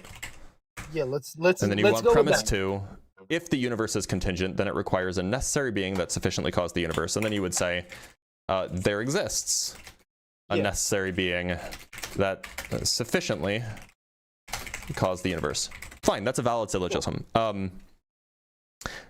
Now, and we're just going to grant that the universe is contingent. I'm not sure if I agree with that, but we're just going to grant it for the sake of argument. The issue then is, in order for, okay, we will suppose that P1 is true for now. In order for a thing to be a sufficient cause, then it must always follow in every possible world, in every possible way the world could have been, that whenever the cause is present, the effect happens, right? Yeah. Meaning that it's impossible for the cause to be present and the effect doesn't happen. Okay. And so if you have a thing that's necessary, that means that it's present in every world. So there's no place where that doesn't exist. It's necessary. Yeah. And if it follows that wherever that thing exists, it produces the effect, then that means that the thing it produces is also necessary. It couldn't have been any other way, because the thing that caused it couldn't have been any other way. Okay, you kind of lost me at the end there. Yeah, okay. Let me I'll use variables here, and it might clarify things a little bit. So P1, let's say A sufficiently causes B, right? Okay. Which means that whenever A is present, B is present. Okay, premise two, we say that A is necessary. And what that means is that there couldn't be a universe without A, right? Or there couldn't be reality, there couldn't be a way of existing without A, right? Wait, that's so what it means to be necessary, I imagine. If something is implied necessary, if we can confidently say that something is necessary, does that imply that it's consistent throughout every possible universe? That's typically what the word means when you're doing modal logic, yeah. So if you don't, well, you know, you said you're kind of on the fence with it, but assuming that there is no such thing as anything that is created contingent, then would that not sort of like contradict the theory of ultimate universe? Because if all things are contingent, or sorry, if all things are necessary, then would not all the infinite universes be identical to each other? No, the claim would be that like the multiverse is necessary, and that the multiverse realizes all physical possibilities. Okay. Okay. But anyway, so we say that A sufficiently causes B, and then A is necessary, meaning that there couldn't be a way that the world or the universe or existence could be without A. That's typically what that word means, unless you meant something else when you set it up here. Maybe, I don't know. But let's just continue with the I like the way this is going. Right. So if A is necessary, meaning there couldn't be a way of existing without A, then that means that that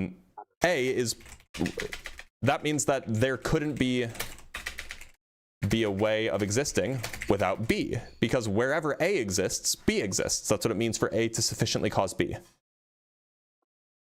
Okay. If the cause is present, then the effect happens.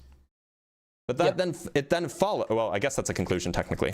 It then follows again, just by definition, that B is necessary. So so the trouble is if you imagine that there is a necessary cause for a necessary sufficient cause for the universe, then it just follows that the universe is itself necessary. Could you scroll down to the one that we just did, and can I just take a photo of that for future reference? Because if I do get a rebuttal on that, that would be great help just for my personal sanity. Sure. But yeah, anyway, that was a great argument against the contingency argument, frankly. So that was a there's roughly two issues that I take with the contingency argument. The first is that that the universe is the first is that it makes sense to talk about a necessary thing causing a contingent thing. And the reason why I say that is because if a necessary thing can cause a contingent thing, then that means that the contingent thing could have been a different way, which means that there must have been some way that the cause could have been different. But if the cause could have been different, then it's not necessary, right? And so then you have to say, oh, well, maybe the cause is necessary, but like the cause has like free will or something, and it chooses in like some way that the universe exists or the universe doesn't exist. And then we can be like, okay, well, the free will is contingent. Well, if the free will is contingent, then it needs a cause, at least according to the contingency argument. It needs some sort of explanation. And then we just kind of keep going back and back until we either end up with an infinite chain of contingent things, or we end up back at a necessary thing, in which case the whole thing becomes necessary. So it just seems like it breaks no matter how you slice it. A necessary thing appears, and then all other things become necessary. Everything that a necessary thing causes then follows as being necessary. Yeah. Okay. So under your assumption that all things are necessary, let's assume that that the premise that we're going to build the argument under. If all things are necessary, then that would like presume that there was a necessary beginning, because who are we to say that not all things were contingent, but that there wasn't a necessary? It could have been that it just necessarily has existed forever, right? But do you believe that the likelihood would be higher of a necessary being creating all necessary things, or that simply all necessary beings existed because they existed? Well, look, so the way I see it is we can either have like a single necessary being that then necessarily caused the universe, or we can just have a single necessarily caused universe, or sorry, a single necessary universe, or a multiverse perhaps. In which, like, in both cases, we're just assuming that there's like a necessary thing and then everything else follows from it. I'm just chopping it off one step earlier than you are. Yeah. And I just don't see the advantage of assuming that there's like a necessary being rather than just assuming the universe is necessary.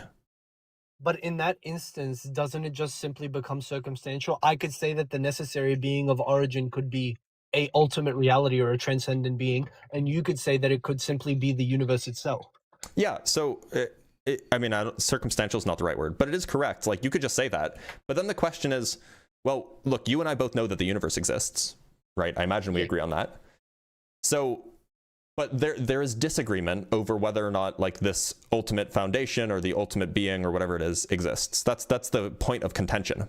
So why would I add extra stuff to my explanation, to my worldview, if my worldview, if you already agree with you already agree that everything in my worldview exists? Why would I then add something extra to my worldview, which doesn't buy me any extra explanatory power? Because I already have a necessary thing. Why do I need something else to explain that necessary thing? Interesting. Frankly, I hadn't considered it like that. I took a screenshot of the syllogism we did. Yeah, sure.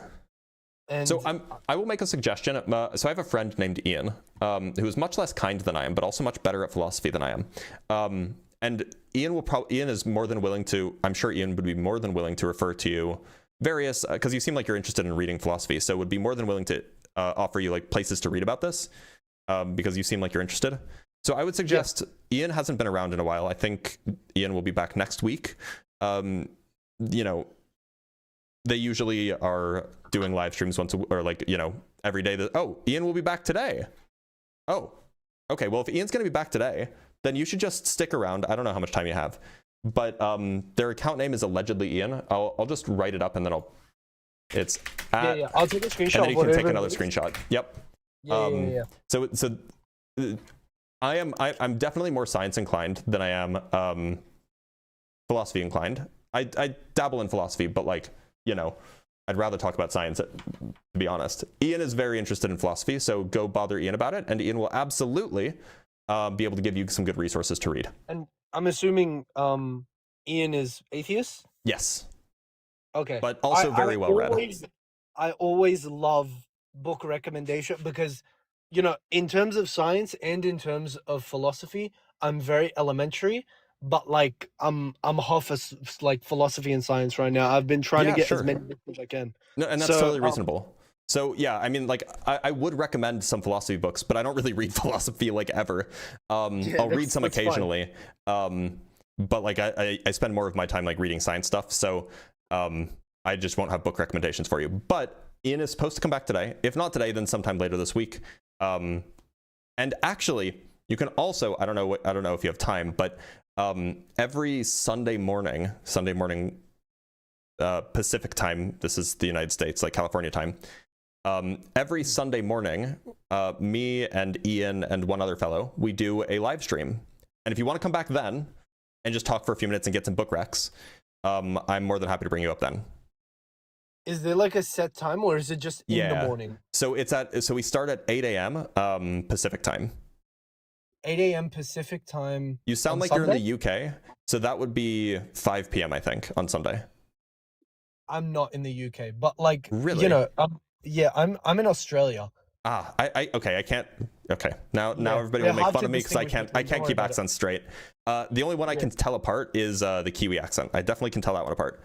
Kiwi okay, is very distinct. so that's like 1 a.m. for you then, isn't it? Depending on what part of Australia you're in. Yeah, but it's like 5 in the morning right now, so believe me, it's not going to be an issue. Okay, yeah. So feel free to hop in. So it's 8 a.m. Pacific time. You know, and feel free to come on, and I'll be happy to bring you up, and you know, you can chat. I'm gonna chuck you a follow anyway. If Ian does come back later today, maybe just like send me the live again, and I'll swing by, and hopefully I can talk to him. If not, I'll see you on Sunday morning. Sounds good, man. Have a good one. Okay. Take care. You too, man. Have a good one. Bye. What a delightful person. What a delightful guy who is interested in actually like learning. Love that for him. Love to have him talk to Ian at some point, because I'm sure Ian would have a lot of helpful things. Like, even if he doesn't become an atheist, he's at least thoughtful and he's interested in reading and learning, so that's good. Let's read some super chats.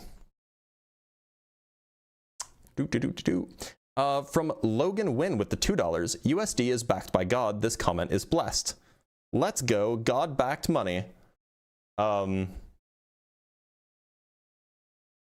From Zach with the $5. Thank you, Zach. Did you see the video of the MAGA pastor who said God wanted the US to invade Venezuela specifically for the oil? Cursed timeline we live in. That's a big oof. That's a huge oof. And you sent him to Ian. No, honestly, if he comes up, with the same like level of, you know, humility and interest in learning, like he came up to me. Ian is super charitable to people who actually want to learn and read more. Absolutely. And I will even tell Ian to be chill. His name was Emmanuel. I need to remember that. From Space Pirate with 5 Canuck bucks. Thank you so much, Space Pirate. Just want to say thank you for doing what you do. I learned something new in all your live streams. I do my best. I appreciate that. And from Ellie Els with the €2. I like the chill convo. Everyone liked the stream. Indeed, everyone should like the stream. Y'all should like it more. Make sure to smash that like button. Slam that subscribe. By the way, if you haven't yet, if you're watching on TikTok or if you're watching on the vertical stream on YouTube, make sure to go to Dr. Blitz Debunks on YouTube and subscribe to the debunking channel. There, you can find vertical content, horizontal content. So this is debate content in the horizontal. You can find it there, and you should go subscribe.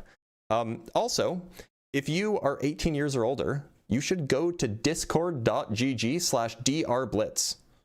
Dr. Blitz, it is my Discord server. If you're 18 years or older, come and hang out.